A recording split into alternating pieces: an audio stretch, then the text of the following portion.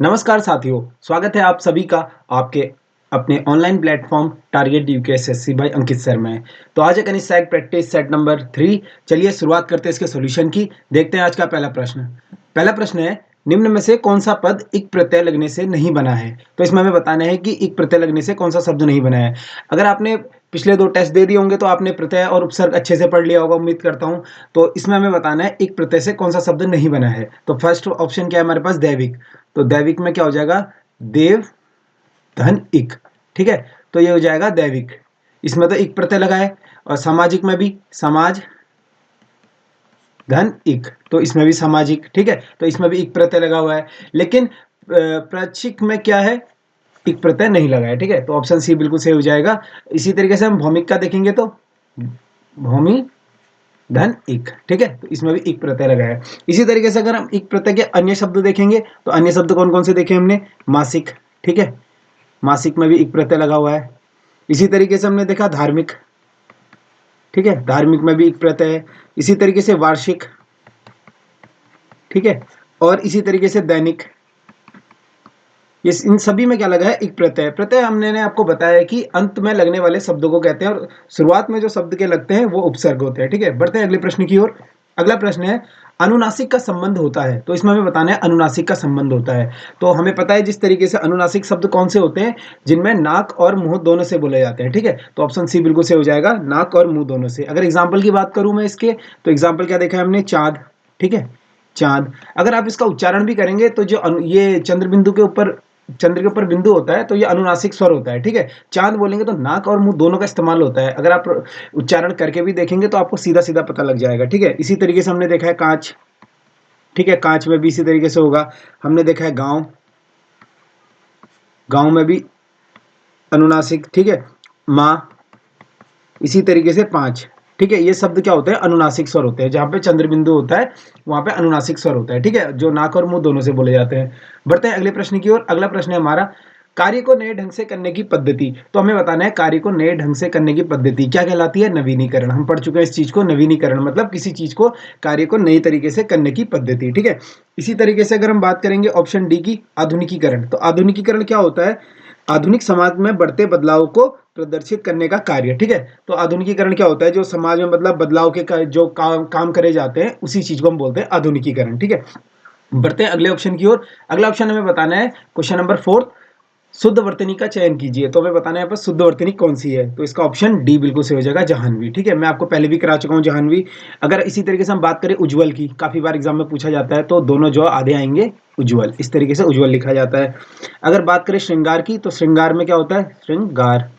यहाँ पर रॉ की मात्रा नहीं आती है, श्रृंगार इस तरीके से लिखा जाता है। हमने और देखा है हिरण्यकशिपु, हिरण्यकशिपु। ठीक है, हिरण्यकश्यप नहीं होता, हिरण्यकशिपु होता है। ठीक है, इस चीज को नोट करिएगा। और देखा है हमने गृहिणी।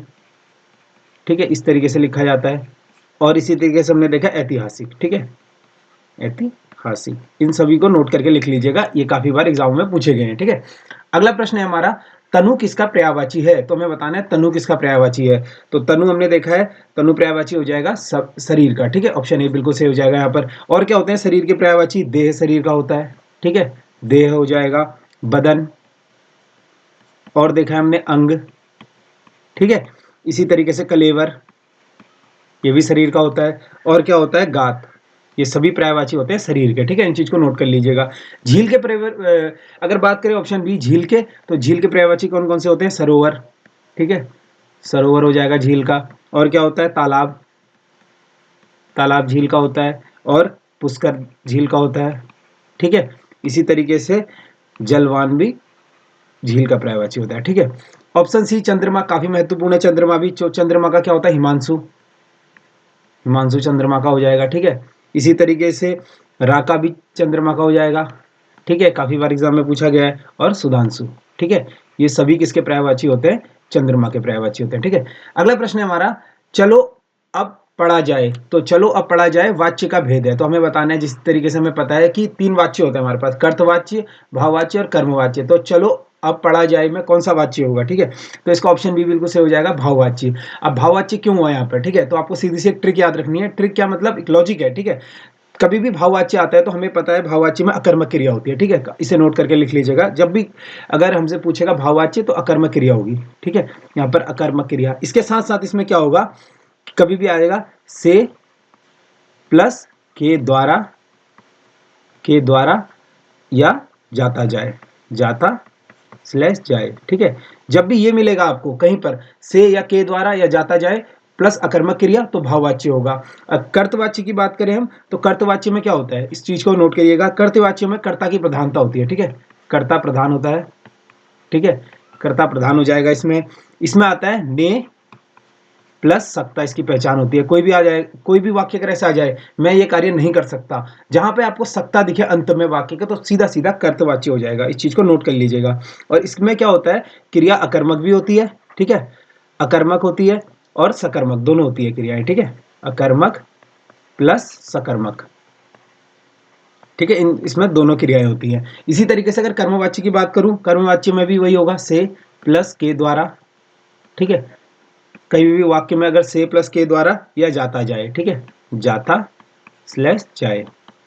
और यहाँ पर क्रिया क्या होगी, हमेशा सकर्मक क्रिया, ठीक है? सकर्मक क्रिया। तो इस चीज को आप नोट कर लीजिएगा, ये बहुत इंपॉर्टेंट है। अगर अभी भी पूछेगा कि कौन सा वाच्य है तो आपको सीधा सीधा क्या देखना है, अगर अकर्मक क्रिया हो रही है और उसमें जाता जाए आ रहा है या से या के द्वारा आ रहा है तो हमारा सीधा क्या हो जाएगा, अकर्मक क्रिया, ठीक है? अकर्मक क्रिया के साथ साथ हो जाएगा भाववाच्य, ठीक है? यहाँ पे क्या पहचान थी इसकी, जाए, ठीक है? और पढ़ना क्या है, अकर्मक क्रिया। तो चलो अब पढ़ा जाए, तो जाए आ गया आपने देखा, और अकर्मक क्रिया है तो सीधा सीधा भाववाच्य हो जाएगा। इसी तरीके से कर्तवाच्य में कर्ता की प्रधानता होगी या फिर कर्ता ने के फॉर्म होगा, ठीक है?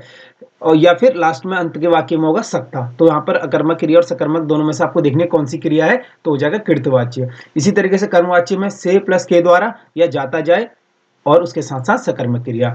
अगला प्रश्न देख लेते हैं। अगला प्रश्न हमारा, कक्षा में प्रथम आने वाले छात्र को इनाम दिया जाएगा, वाक्य का रूप है। तो इसमें बताना है हमें, कक्षा में प्रथम आने वाले छात्र को इनाम दिया जाएगा। यहाँ पर सीधा सीधा ये हो जाएगा सरल वाक्य, ठीक है? ऑप्शन ए इसका बिल्कुल से हो जाएगा सरल वाक्य। सरल वाक्य में क्या होता है, एक उद्देश्य होता है और एक ही विधेय होता है, ठीक है? मिश्र वाक्य में आपको बता चुका हूं कल कि मिश्र वाक्य में जो, जिसे, जिसको, जिसने, यानी एक वाक्य दूसरे वाक्य पर डिपेंड होता है। अगला प्रश्न देख लेते हैं। सूर्य का स्त्रीलिंग है, तो यहाँ पर मैंने आपको बताया सूर्य का स्त्रीलिंग है, ठीक है? तो सूर्य का स्त्रीलिंग होगा सूर्य, ऑप्शन बी बिल्कुल से हो जाएगा सूर्य। इसी तरीके से अगर हम बात करें मुगल की, काफी बार एग्जाम में पूछा गया है मुगल का स्त्रीलिंग क्या होगा, तो मुगल का होगा मुगलानी, मुगलानी, ठीक है? इस चीज को नोट कर लीजिएगा। इसी तरीके से नेता का क्या होता है, नेता का हो जाएगा नेत्री, ठीक है? ये हो जाएगा इसका स्त्रीलिंग। अगला प्रश्न देख लेते हैं। आगा पीछा करना मुहावरे का अर्थ है, तो आगा पीछा मुहावरे करने का अर्थ क्या हो जाएगा, ऑप्शन सी यहाँ पर बिल्कुल सही हो जाएगा, हिचकिचाना, ठीक है? आगा पीछा करना मतलब हिचकिचाना, ठीक है? अगर चापलूसी करना बोलेंगे तो चापलूसी करना क्या होता है, झूठी प्रशंसा करना जो केवल दूसरों को प्रसन्न और अनुकूल रखने के लिए की जाए, ठीक है? तो यानी यहाँ पर क्या हो जाएगा, झूठी प्रशंसा करना, झूठी प्रशंसा करना जो दूसरों को खुश करने के लिए की जाती है ना, बोलते नहीं यार ये इसकी खाली खामखा इसकी जो है झूठी तारीफ कर रहा है, यानी चापलूसी कर रहा है। इसी तरीके से अगर हम बात करें उलटफेर करना, ऑप्शन बी क्या हो जाएगा, परिवर्तन, ठीक है? उलटफेर होना, बोलते उलटफेर हो गया, उलटफेर होना, ठीक है? उलटफेर होना क्या होता है, परिवर्तन करना, परिवर्तन होना, ठीक है? परिवर्तन होना, ये क्या हो जाएगा, उलटफेर होना, ठीक है?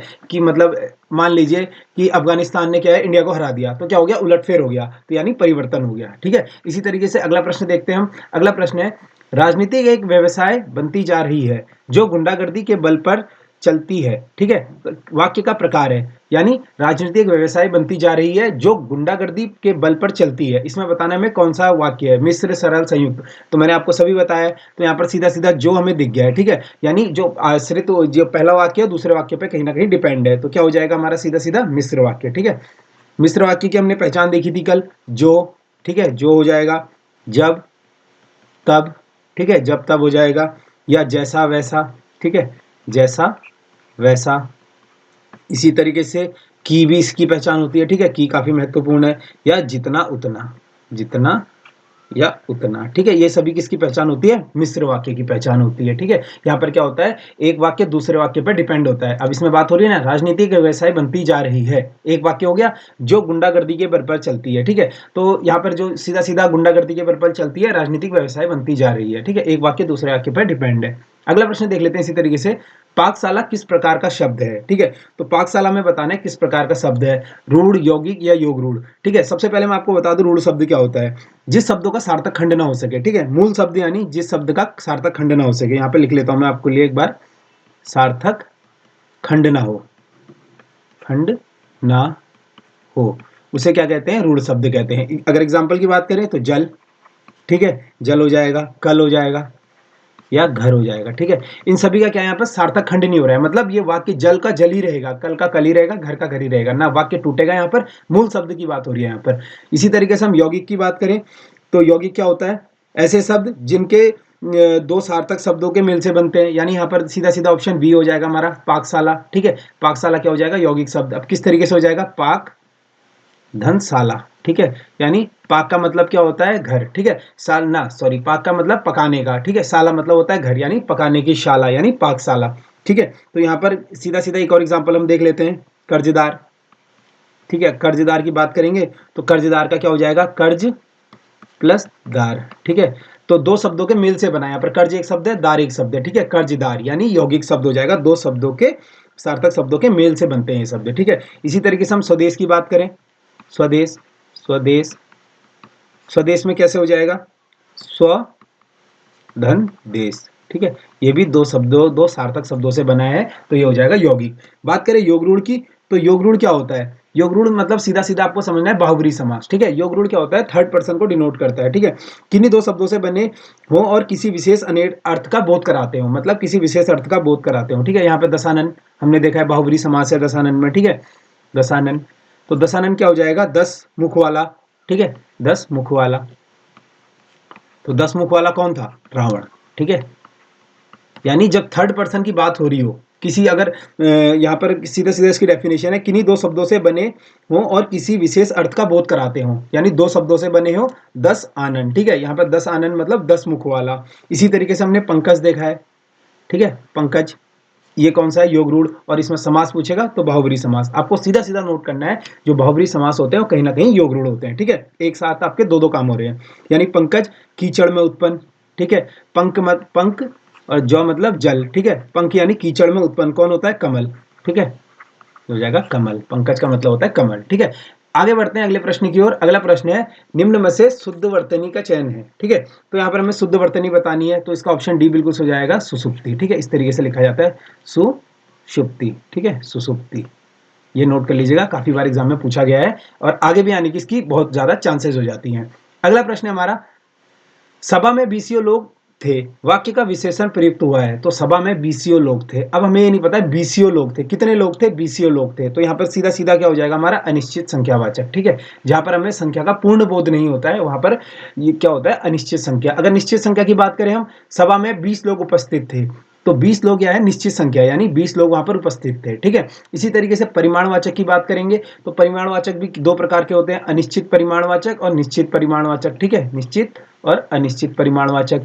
निश्चित परिमाणवाचक में क्या होता है कि मुझे 2 लीटर दूध चाहिए, यानी 2 लीटर की बात हो रही है, ठीक है। तो 2 लीटर क्या हो जाएगा, निश्चित परिमाण। मुझे 2-3 लीटर दूध चाहिए, यानी यहाँ पर पता नहीं है 2 या 3 कितना चाहिए, तो ये हो जाएगा अनिश्चित परिमाणवाचक, ठीक है।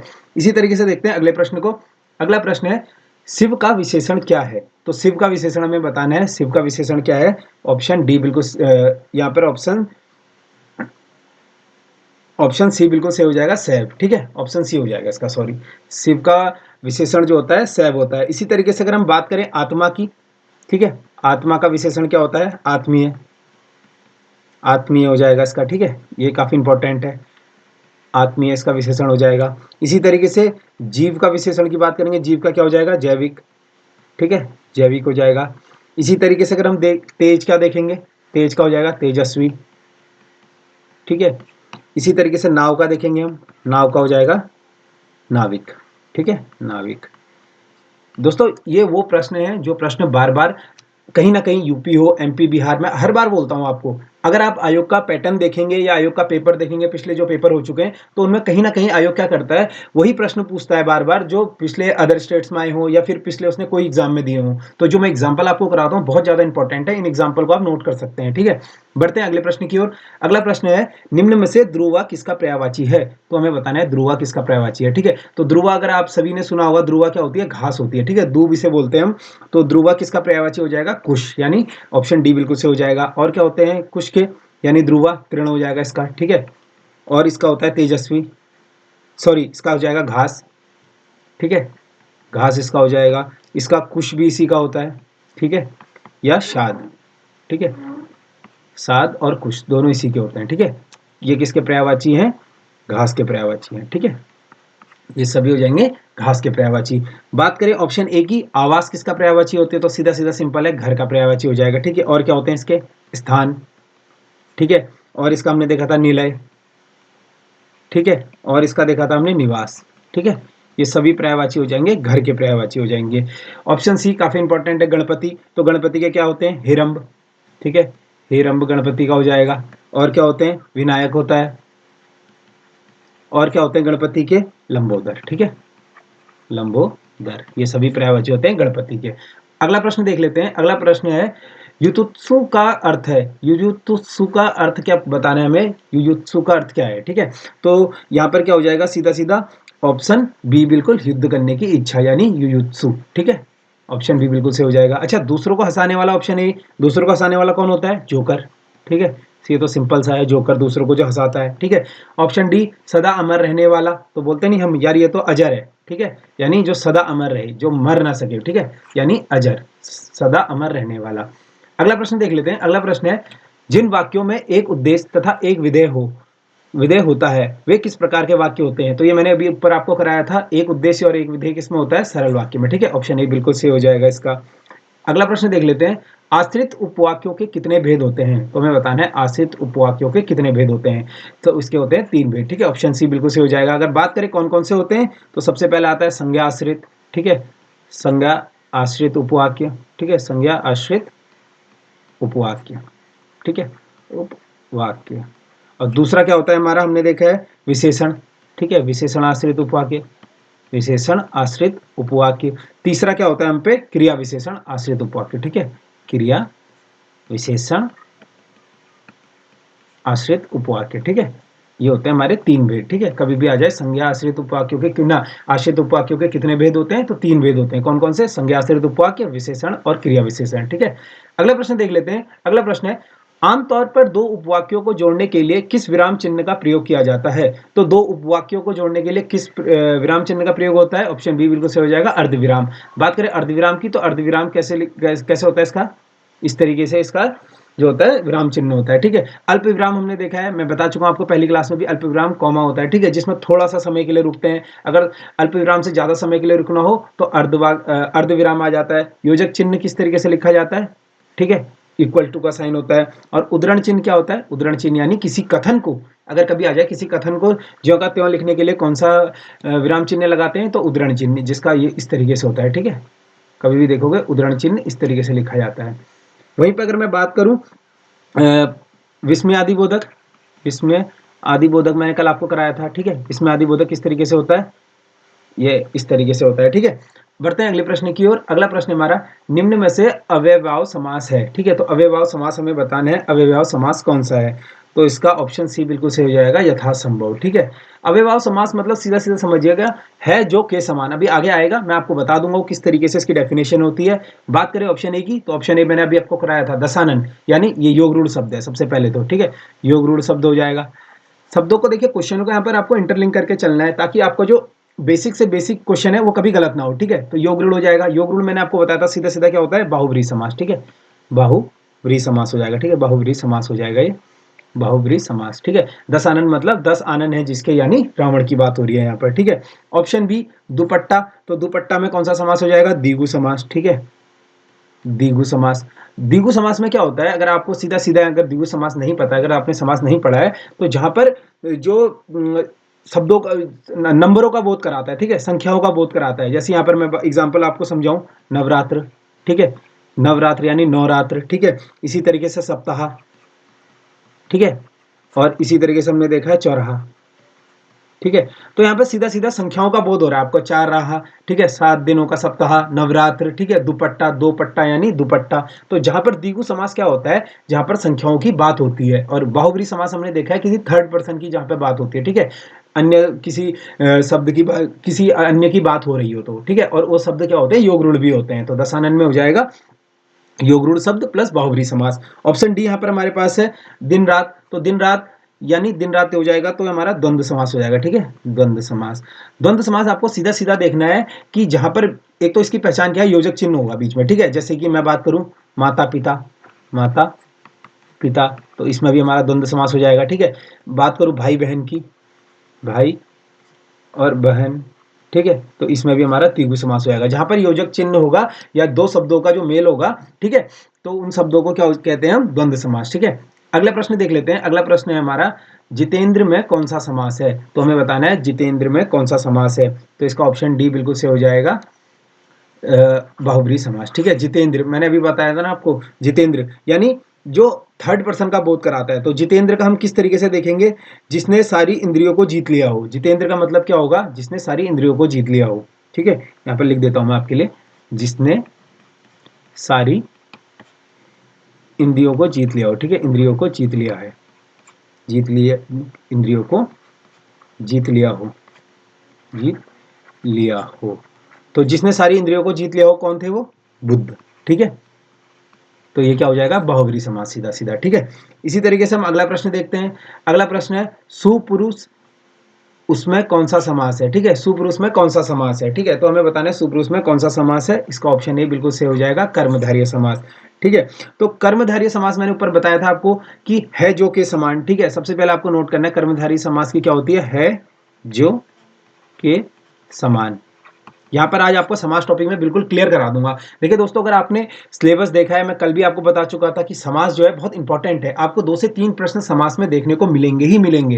ये मैं आज भी आपको बता देता हूँ, इसे नोट करके चलिएगा, इसे बिल्कुल भी हल्के में मत लेना, ठीक है।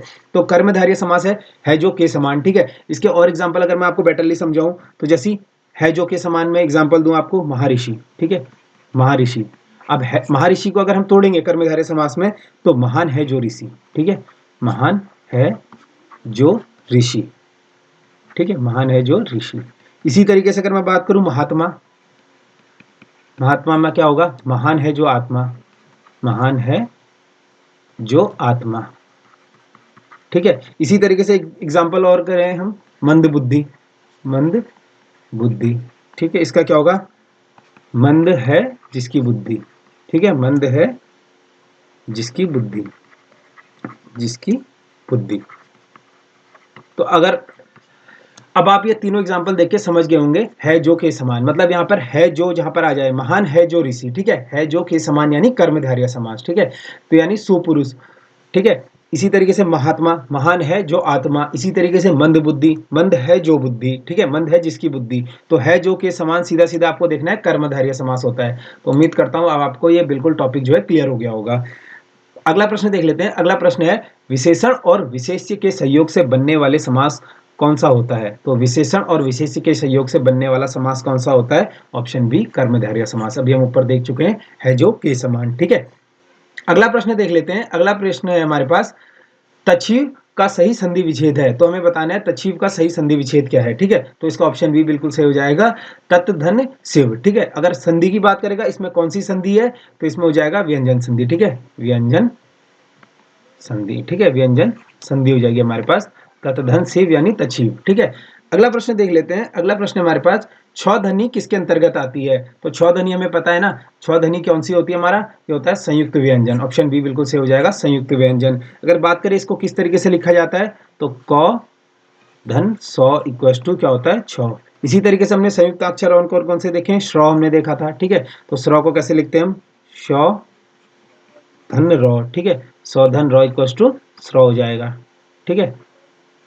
इसी तरीके से हमने देखा है त्रौ, त्रौ को कैसे लिखते हैं, तौ धन रौ, क्या हो जाएगा, त्रौ हो जाएगा हमारा। और हमने क्या देखा था, यों देखा था, ठीक है। तो ये ग्यों देखा था, ग्यों कैसे लिखते हैं हम, ग्यों का हो जाएगा जौ धन यों, ठीक है। ये क्या होते हैं हमारे संयुक्त अक्षर, ठीक है, संयुक्त व्यंजन या संयुक्त अक्षर, ठीक है, ये सभी होते हैं संयुक्त व्यंजन। काफी इंपॉर्टेंट है ये, कभी कभी इसका आपको दे देगा छ किस तरीके से बना है, तो क धन शौ, ठीक है, श्रौ कैसे बना है, सौ धन रौ, त्रौ कैसे बना है, तौ धन रौ, ठीक है, कभी कभी पूछ देगा किसके अंतर्गत आते हैं, तो आपको ये चीज आनी चाहिए। अगला प्रश्न देख लेते हैं हम, कंठोष्ठ ध्वनि है, ठीक है, तो क्वेश्चन नंबर 26 हमें बताना है कंठोष्ठ ध्वनि कौन कौन सी है, ठीक है, तो इसका हो जाएगा हमारे पास ऑप्शन डी ओ, ठीक है। बात करें मूल स्वर की, तो हमारे मूल स्वर कौन कौन से होते हैं, मूल स्वर, ठीक है, मूल स्वर होते हैं हमारे अ, ई, उ और री, ये क्या होते हैं हमारे मूल स्वर होते हैं, ठीक है। कभी कभी पूछ लेगा कि उ किस प्रकार का शब्द है, ठीक है, तो ये हो जाएगा मूल शब्द, ठीक है, ई उ री, चार होते हैं हमारे मूल शब्द। वैसे हमें तीन बोला जाता है, लेकिन री को भी इसमें ऐड कर लेते हैं, ठीक है। अगला प्रश्न देख लेते हैं। अगला प्रश्न है, क्वाड का दूसरा शिखर सम्मेलन 24 मई 2022 को कहाँ आयोजित हुआ, ठीक है, तो क्वाड का दूसरा शिखर सम्मेलन कहाँ पर आयोजित हुआ हमें बताना है, तो इसका ऑप्शन डी बिल्कुल से हो जाएगा टोक्यो, ठीक है। टोक्यो क्या है, जापान की राजधानी, यानी सीधा सीधा क्या हो जाएगा, टोक्यो। या अगर बात करें क्वाड की, तो क्वाड में कौन कौन से देश आते हैं, हमें पता है भारत आता है क्वाड में, ठीक है, भारत हो जाएगा, यूएसए आता है, ठीक है, और कौन सा आता है, जापान, ठीक है, और कौन सा आता है, ऑस्ट्रेलिया, ठीक है, ये चार देश आते हैं क्वाड में। अगर कभी पूछेगा कि मालाबार एक्सरसाइज किन दो देशों के बीच होती है, तो ये भी क्वाड कंट्रीज के बीच होती है, ठीक है, कौन सी एक्सरसाइज, मालाबार, ठीक है, इस चीज को नोट करिए चलिएगा कि मालाबार एक्सरसाइज जो होती है क्वाड देशों के बीच होती है। और क्वाड देशों की अगर संख्या पूछेगा, चार, भारत, अमेरिका, जापान और ऑस्ट्रेलिया, ठीक है। अगला प्रश्न देख लेते हैं हम, रीजनिंग का है हमारे पास।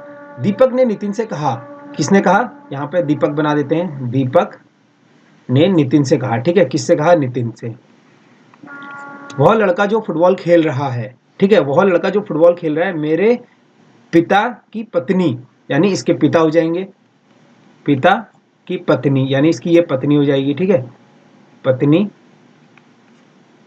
का, पत्नी की पुत्री, यानी पत्नी की यहाँ पे एक पुत्री हो जाएगी इसकी, ठीक है, ये दीपक की बहन हो जाएगी, पुत्री, ठीक है, पुत्री की, पुत्री का छोटा बेटा है, तो पुत्री का यानी बेटा है, ठीक है, छोटा बेटा, छोटा बेटा है, तो ये छोटा बेटा है, तो वह लड़का दीपक का क्या लगता है। अब दीपक के पिता की पत्नी की पुत्री, यानी जो दीपक की बहन है, दीपक की बहन का बेटा दीपक का क्या लगेगा, भांजा, ठीक है, ऑप्शन बी बिल्कुल से हो जाएगा भांजा। यहाँ पर सीधा सीधा रिलेशन देखना है आपको, दीपक के पिता की पत्नी यानी दीपक की मम्मी, दीपक की मम्मी की जो पुत्री है दीपक की बहन, और दीपक की बहन का बेटा दीपक का क्या लगेगा, भांजा लगेगा।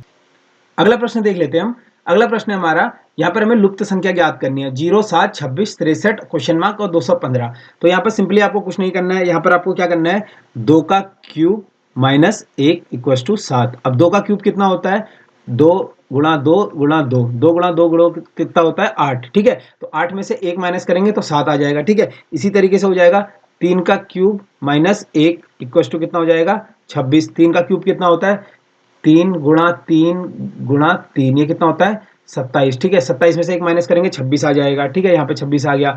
इसी तरीके से आगे देखेंगे तो हम 4 का क्यूब माइनस 1 तो कितना हो जाएगा, 63, ठीक है, हम पे इसी तरीके से आगे बढ़ते रहेंगे तो 5 का क्यूब माइनस 1 यानी 124 हम पे आ जाएगा। तो इसका आंसर कितना हो जाएगा, ऑप्शन बी बिल्कुल से हो जाएगा 124, ठीक है। तो आपको कुछ नहीं करना है, 2, 3, 4, 5 सबका क्यूब करना है और क्यूब से माइनस 1 करना है, ठीक है। अगला प्रश्न देख लेते हैं हम। अगला प्रश्न हमारा, परसों मेरा जन्मदिन है, अगले सप्ताह ठीक उसी दिन एक त्योहार है, यदि आज रविवार है तो त्योहार के किस दिन आएगा, तो त्योहार किस दिन आएगा।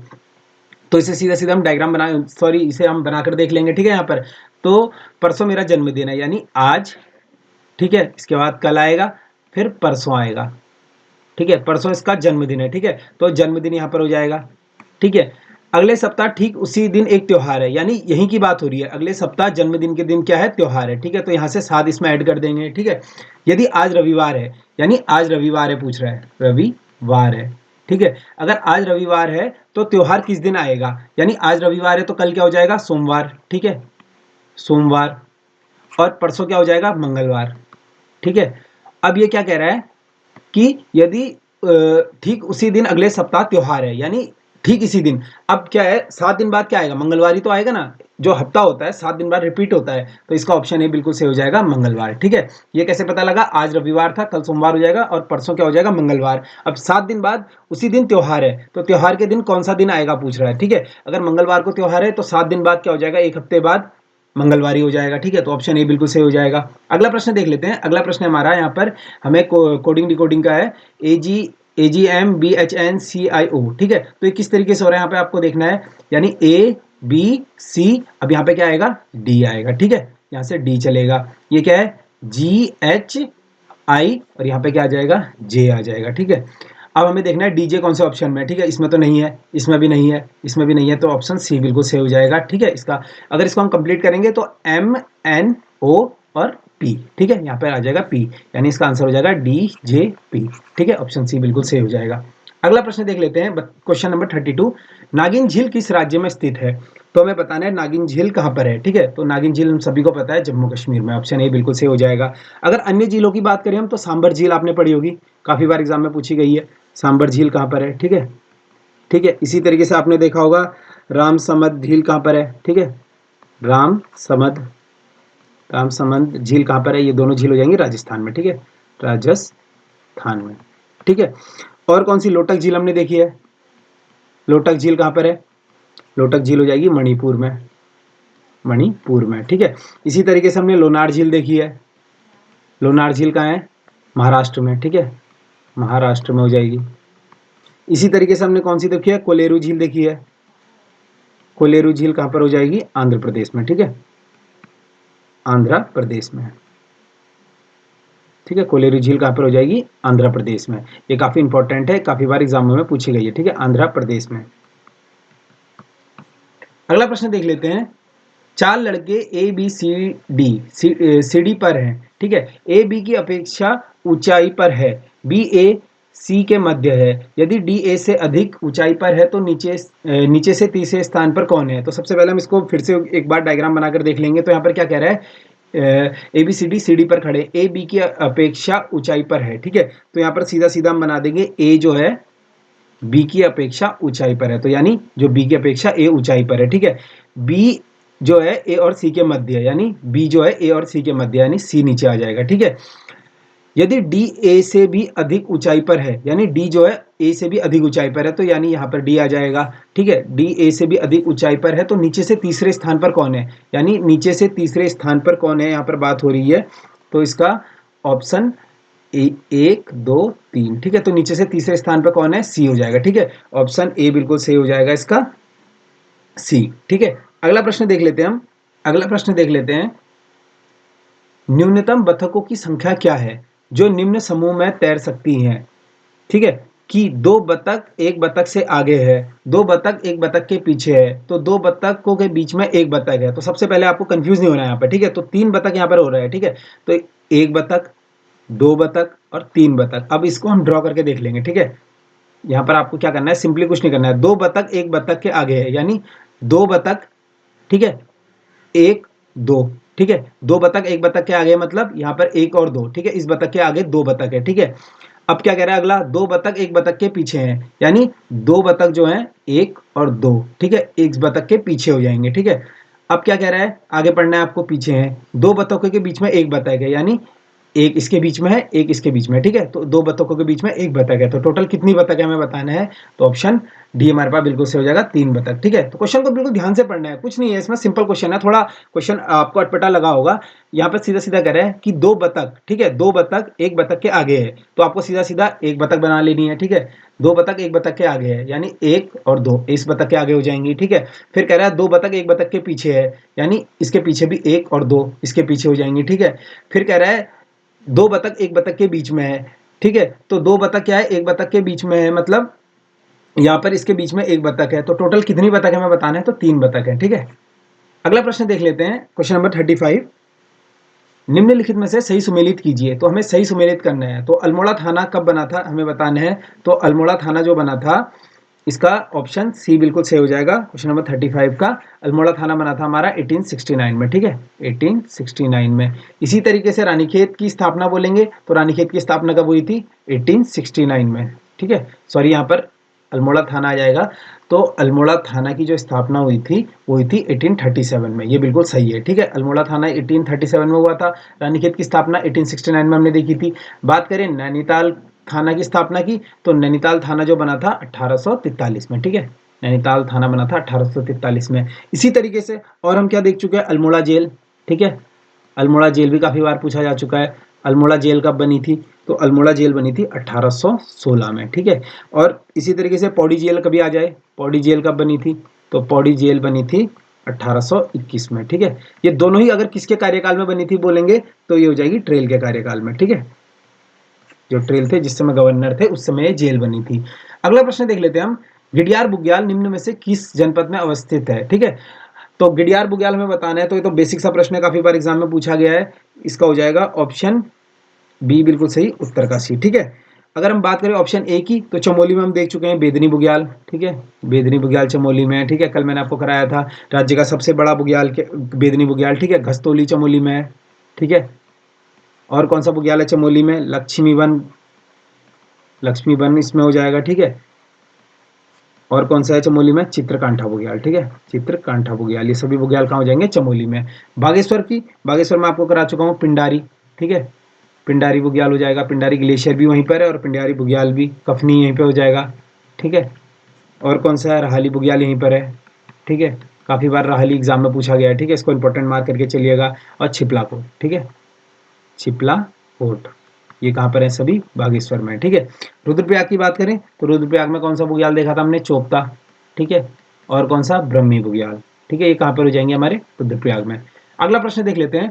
अगला प्रश्न है, चंद्र कुंवर बर्तवाल शोध संस्थान निम्न में से किस स्थान पर अवस्थित है, ठीक है। तो चंद्र कुंवर बर्तवाल शोध संस्थान हो जाएगा मसूरी में, ठीक है, ऑप्शन सी बिल्कुल सही हो जाएगा। अगला प्रश्न देख लेते हैं हम, निम्नलिखित में से गलत सुमेलित है, तो उत्तराखंड गौरव दिवस बिल्कुल सही है, ठीक है। ये किसके जन्मदिन पर आता है, जीबी पंत के, ठीक है, जीबी पंत जी के जन्म दिवस पर आता है। उनका जन्मदिन कब हुआ था, 10 सितंबर को। गंगा स्वच्छता दिवस 27 दिसंबर, ये बिल्कुल गलत हो जाएगा, ठीक है। गंगा स्वच्छता दिवस की अगर बात करेगा तो गंगा स्वच्छता दिवस आता है 17 दिसंबर को, ठीक है, 17 दिसंबर को क्या आता है, गंगा स्वच्छता दिवस। राज्य जल दिवस 25 मई बिल्कुल सही है। प्रेरणा दिवस 12 अगस्त, ठीक है। ये किसके बर्थडे पर आता है, नरेंद्र सिंह नेगी जी के, ठीक है, नरेंद्र सिंह नेगी जी, जिन्हें हाल ही में क्या है, संगीत नाट्य अकादमी पुरस्कार मिला है, ये हम पढ़ चुके हैं। अगला प्रश्न देख लेते हैं, वंशी नारायण मंदिर किस जनपद में स्थित है। तो ये तो काफी चर्चित क्वेश्चन है, वंशी नारायण मंदिर हमेशा चर्चाओं में रहता है, तो आपको पता ही है, ऑप्शन डी बिल्कुल चमोली में हो जाएगा ये, ठीक है। अगर बात करें ऑप्शन ए रुद्रप्रयाग की, तो रुद्रप्रयाग में हमने कौन कौन से मंदिर देखे, तुंगनाथ रुद्रप्रयाग में है, ठीक है, तुंगनाथ हो जाएगा। और कौन सा मंदिर है रुद्रप्रयाग में, मधमेश्वर हो जाएगा, मधमेश्वर, ठीक है, मधमेश्वर नाथ रुद्रप्रयाग में हो जाएगा, ठीक है। नैनीताल में अगर बात करें तो नैनीताल में हमने देखा है नैना देवी मंदिर है, ठीक है, नैना देवी मंदिर हो जाएगा वहां पर, ठीक है। और कौन सा मंदिर देखा हमने, पाषाण देवी देखा है, पाषाण देवी भी नैनीताल में है, ठीक है। और कौन सा मंदिर देखा हमने, हेड़ा खान बाबा का मंदिर, ठीक है, हेड़ा खान बाबा मंदिर, ये कहाँ पर हो जाएगा, नैनीताल में, ठीक है। उत्तरकाशी की बात करें तो उत्तरकाशी में हमें कुटेटी देवी हमने देखा है, काफी महत्वपूर्ण मंदिर है, कुटेटी देवी मंदिर हो जाएगा, ठीक है। और कौन सा है उत्तरकाशी में, मंजियाली का सूर्य मंदिर, बहुत ही ज्यादा इंपॉर्टेंट, ठीक है, मंजियाली, डायरेक्ट क्वेश्चन बन जाता है, मंजियाली का सूर्य मंदिर कहाँ पर है, ठीक है। तो मंजियाली का सूर्य मंदिर कहाँ हो जाएगा, उत्तरकाशी, ठीक है, मंजियाली का सूर्य मंदिर। अगला प्रश्न देख लेते हैं। अगला प्रश्न है, राज्य का पहला डाकघर एटीएम किस स्थान पर संचालित हुआ है, ठीक है। तो ये आपने करंट अफेयर में पढ़ा होगा, काफी इंपॉर्टेंट करंट अफेयर है। तो ये कहाँ संचालित हुआ था, देहरादून में, ठीक है, देहरादून के जो जीपीओ है वहां पर ये संचालित हुआ था, ठीक है, देहरादून में। अगला प्रश्न देख लेते हैं हम। अगला प्रश्न है हमारे पास, निम्नलिखित में से गलत सुमेलित है, तो हमें बताना है गलत कौन सा सुमेलित है, ठीक है। तो ऑप्शन ए हमारे पास क्या है, दखनौरी प्रथा, थारू बिल्कुल सही हो जाएगा, ठीक है, थारू में। वधु शुल्क प्रथा, भोटिया में बिल्कुल सही है ये भी, ठीक है। पलायन विवाह, ये भी राजीव में होता है, ठीक है। ऑप्शन डी बिल्कुल गलत हो जाएगा यहाँ पर, बदला विवाह, ठीक है, बदला विवाह किसमें होता है, ये होता है बोक्सा की जगह थारू में, ठीक है, बदला विवाह किसमें होता है, थारू में। बात करें हम थारू की, तो थारू में हमें 4 प्रकार की रस्में देखने को मिलती है, विवाह रस्में, ठीक है। कभी कभी क्वेश्चन आ जाएगा थारू में कितने प्रकार के विवाह होते हैं, तो 4 रस्में होती हैं, ठीक है, 4 रस्में। और कौन कौन सी होती हैं, ये होती है अपना पराया, ठीक है, अपना पराया। और कौन सी होती है, बात कट्टी इन्हीं में होती है, बात कट्टी थारू में होती है। और कौन सा होता है, विवाह होता है इनमें, ठीक है, बात कट्टी के बाद। और फिर चाला होता है, ठीक है, ये सभी होते हैं थारुओं में, ठीक है। अगर कभी क्वेश्चन आ जाए लठ भरवा बोझ किस में होता है, तो लठ भरवा बोझ भी थारू में होता है, ठीक है, लठ भरवा भोज। ये किस में होता है? ये भी थारू जनजाति में होता है, ठीक है। और थारू जनजाति का अगर महत्वपूर्ण त्योहार की बात करें तो बझर त्योहार इनका महत्वपूर्ण त्योहार होता है, ठीक है। बझर त्योहार ये किसका होता है? ये भी थारू जनजाति का होता है, ठीक है। अगला प्रश्न देख लेते हैं हम। अगला प्रश्न है, कत्यूरी काल में पर्वतीय प्रवेश द्वार का रक्षक होता था, ठीक है। तो कत्यूरी काल की यहाँ पर बात हो रही है। कत्यूरी काल में जो पर्वतीय प्रदेश का रक्षक होता था वो होता था घट्टपाल। ऑप्शन ए बिल्कुल सही हो जाएगा यहाँ पर, ठीक है। अब प्रांतपाल क्या होता था? ऑप्शन बी हमारे पास है, तो सीमाओं की सुरक्षा का भार प्रांतपाल पर होता था, ठीक है। तो सीमाओं की सुरक्षा, ठीक है, सीमाओं की सुरक्षा का भार किस पर होता था? प्रांतपाल पर होता था, ठीक है। क्षेत्रपाल की अगर हम बात करें तो क्षेत्रपाल क्या होता था? नाम से पता लग रहा है, राज्य के कृषि की उन्नति का ध्यान रखता था जो, ठीक है। राज्य के कृषि उन्नति का ध्यान, ठीक है। राज्य की कृषि उन्नति का ध्यान, कृषि की उन्नति का ध्यान, उन्नति का ध्यान रखता था, ठीक है। इस चीज को नोट कर लीजिएगा। बात करें वर्णपाल, ऑप्शन डी, वर्णपाल क्या होता था? व्यक्तियों पर निगरानी जो रखता था, ठीक है। तो व्यक्तियों पर निगरानी जो रखता था वो क्या होता था? वर्णपाल, ठीक है। व्यक्तियों पर निगरानी, ठीक है, व्यक्तियों पर निगरानी। अगला प्रश्न देख लेते हैं। अगला प्रश्न है हमारा, निम्नलिखित में से सुमेलित है। तो हमें बताना है कौन सा सुमेलित है, ठीक है। निम्नलिखित में से सुमेलित है। तो बैराइट्स देहरादून हमने पढ़ चुके हैं, बिल्कुल सही है। चांदी अल्मोड़ा सही है। टीन चमोली सही है। तो इसका ऑप्शन डी बिल्कुल सही हो जाएगा कि जो सभी हैं सुमेलित हैं, ठीक है। इसी तरीके से अगर हम बात करें राज्य के खनन नीति की, ठीक है, आपने क्वेश्चन सुना होगा खनन नीति, ठीक है। खनन नीति कब की है राज्य की?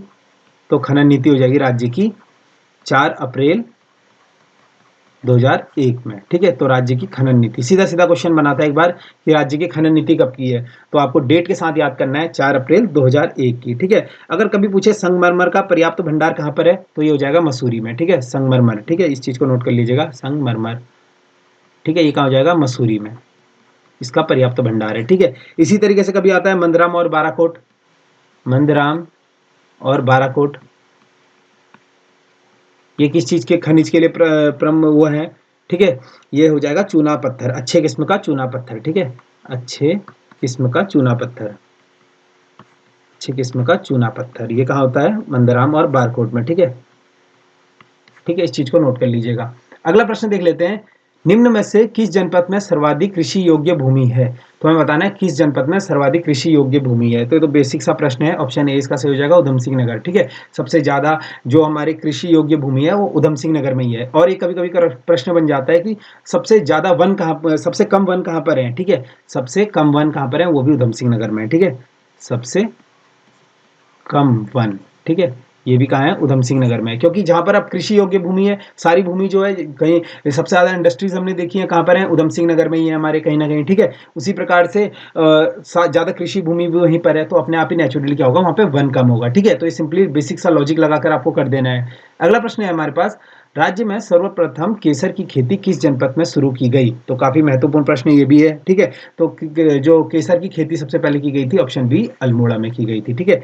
इसी प्रकार से क्वेश्चन आता है, आपने सुना होगा कि सर्वप्रथम बेलाडोना की खेती कब हुई थी, ठीक है। तो बेलाडोना की खेती, ठीक है, ये कब की गई थी? सर्वप्रथम 1903 में, ठीक है। अगर किस स्थान पे पूछेगा तो कुमाऊं स्थान में, ठीक है, कुमाऊं में की गई थी ये बेलाडोना की खेती जो सर्वप्रथम की गई थी, कुमाऊं में की गई थी, ठीक है। इसी प्रकार से ऑप्शन ए की बात करें उत्तरकाशी में, तो उत्तरकाशी में क्या किया गया था? सबसे पहला सेब का बागान, ठीक है, सेब का बागान, सबसे पहला बात कर रहा हूं मैं यहाँ पर, ठीक है। ये कहाँ लगा था? उत्तरकाशी के हरसिल में, ठीक है, हरसिल में लगा था ये। और ये कब लगा था, कभी क्वेश्चन आ जाए तो 1925 में लगा था, ठीक है। सबसे पहला जो सेब का बागान था वो लगा था हरसिल में 1925 में। और बेलाडोना की खेती कब हुई थी? कुमाऊं में 1903 में, ठीक है। और केसर की खेती किस जनपद में शुरू की गई सर्वप्रथम? तो अल्मोड़ा में, ठीक है। अगला प्रश्न देख लेते हैं। अगला प्रश्न है हमारा, निम्नलिखित में से गलत सुमेलित है। तो हमें बताना है कि कौन सा गलत सुमेलित है, ठीक है। तो यहाँ पर option A Arun Jakhmola volleyball बिल्कुल सही है, ठीक है। इसी तरीके से साबाली बानू, ठीक है, पर्वतारोही, साबाली बानू क्या है? पर्वतारोही ना होकर क्या है? ये टेबल टेनिस खिलाड़ी, ठीक है, टेबल टेनिस खिलाड़ी, टेबल टेनिस हो जाएगा, टेबल टेनिस खिलाड़ी। सुशीला राणा का संबंध हेडबॉल से ही है, बिल्कुल सही है ये भी, ठीक है। वीर बहादुर गुरुंग ये फुटबॉल से ही है, ठीक है। इसी प्रकार से हमने देखा एकता बिष्ट, ठीक है, एकता बिष्ट का संबंध किससे हो जाएगा? ये हो जाएगा क्रिकेट से, ठीक है, महिला क्रिकेट से, महिला क्रिकेट से, ठीक है। इसी प्रकार से हमने देखा हरिदत्त कापड़ी काफी महत्वपूर्ण है, हरिदत्त कापड़ी, हरिदत्त कापड़ी का संबंध हो जाएगा बास्केटबॉल से, ठीक है, हरिदत्त कापड़ी जाएंगे बास्केटबॉल से। और परिमार्जन नेगी, परिमार्जन नेगी, ठीक है, परिमार्जन नेगी का संबंध हो जाएगा चेस से, ठीक है, शतरंज। काफी महत्वपूर्ण है। अगर इनको बात करें 2010 में क्या मिला था, अर्जुन अवार्ड मिला था, ठीक है। अगला प्रश्न देख लेते हैं। अगला प्रश्न हमारे पास है निम्नलिखित में से गलत सुमेलित है। तो हमें बताना है कि कौन सा जो है गलत सुमेलित है, ठीक है। तो ऑप्शन है हमारे पास टुलिप गार्डन मुंशियारी, ठीक है, तो ये बिल्कुल सही हो जाएगा। टुलिप गार्डन कहाँ पर है, मुंशियारी में है, ठीक है। एरोमेटिक गार्डन लाल कुआं, ये भी बिल्कुल सही है। थैलिस गार्डन खुरपाताल, ये बिल्कुल गलत हो जाएगा। थैलिस गार्डन कहाँ पर है, मुंशियारी में, ये भी ठीक है, मुंशियारी में, ठीक है। थैलिस गार्डन कहाँ हो जाएगा, मुंशियारी में। वन संरक्षण केंद्र रानीखेत, ये भी बिल्कुल सही हो जाएगा, ठीक है। तो इसका ऑप्शन सी बिल्कुल सही हो जाएगा, थैलिस गार्डन मुंशियारी, ठीक है, खुरपाताल ना होकर। बात करें कत्था उद्योग की, कत्था उद्योग आपने पढ़ा होगा, कत्था उद्योग कहाँ पर है, तो ये हो जाएगा हल्द्वानी, ठीक है। अगर बात करें किस जिले में है, तो नैनीताल में, ठीक है, नैनीताल में हो जाएगा। इसी तरीके से आपने देखा होगा पीतल नगरी आता है, एक बहुत इंपॉर्टेंट क्वेश्चन है, पीतल नगरी।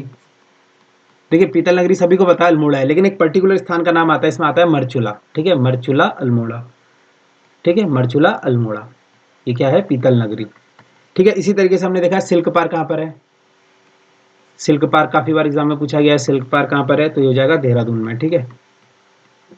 इसी तरीके से सूती वस्त्र मिल हमने देखा है, पहली सूती वस्त्र मिल, ठीक है, पहली सूती वस्त्र मिल, पहली सूती वस्त्र मिल कहाँ पर हो जाएगी, काशीपुर में, ठीक है, काशीपुर में हो जाएगी।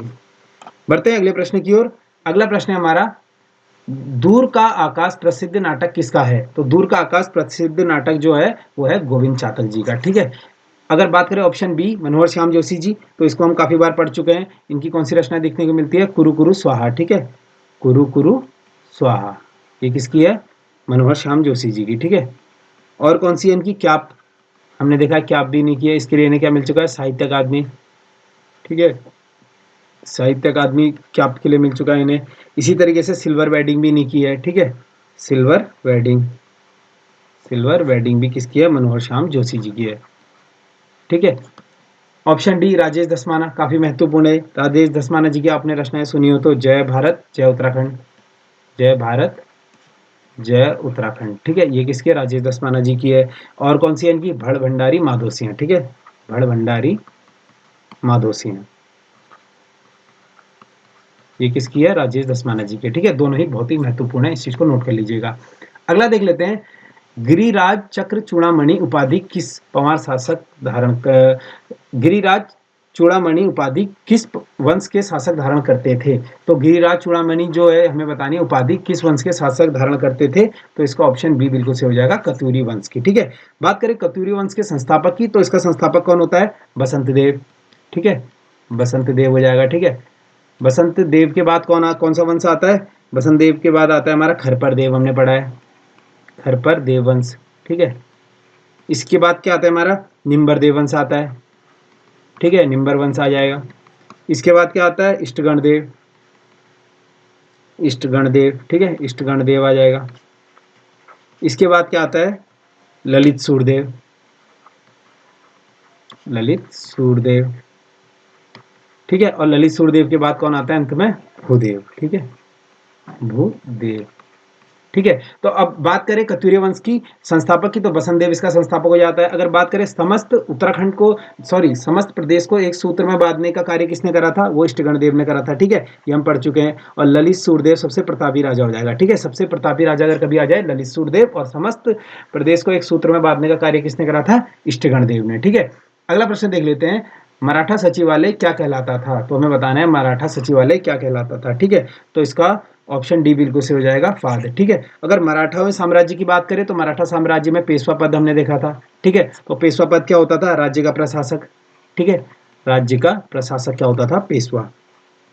ये काफी बार पूछा गया प्रश्न है कि मराठा साम्राज्य में पेशवा क्या होता था। आपने देखा था ना इस बार अकबर से रिलेटेड एक क्वेश्चन आया था, तो इसी तरीके से काफी लोक सेवा आयोग जो है ऐसे क्वेश्चन पूछता रहता है, ठीक है, राज्य लोक सेवा आयोग।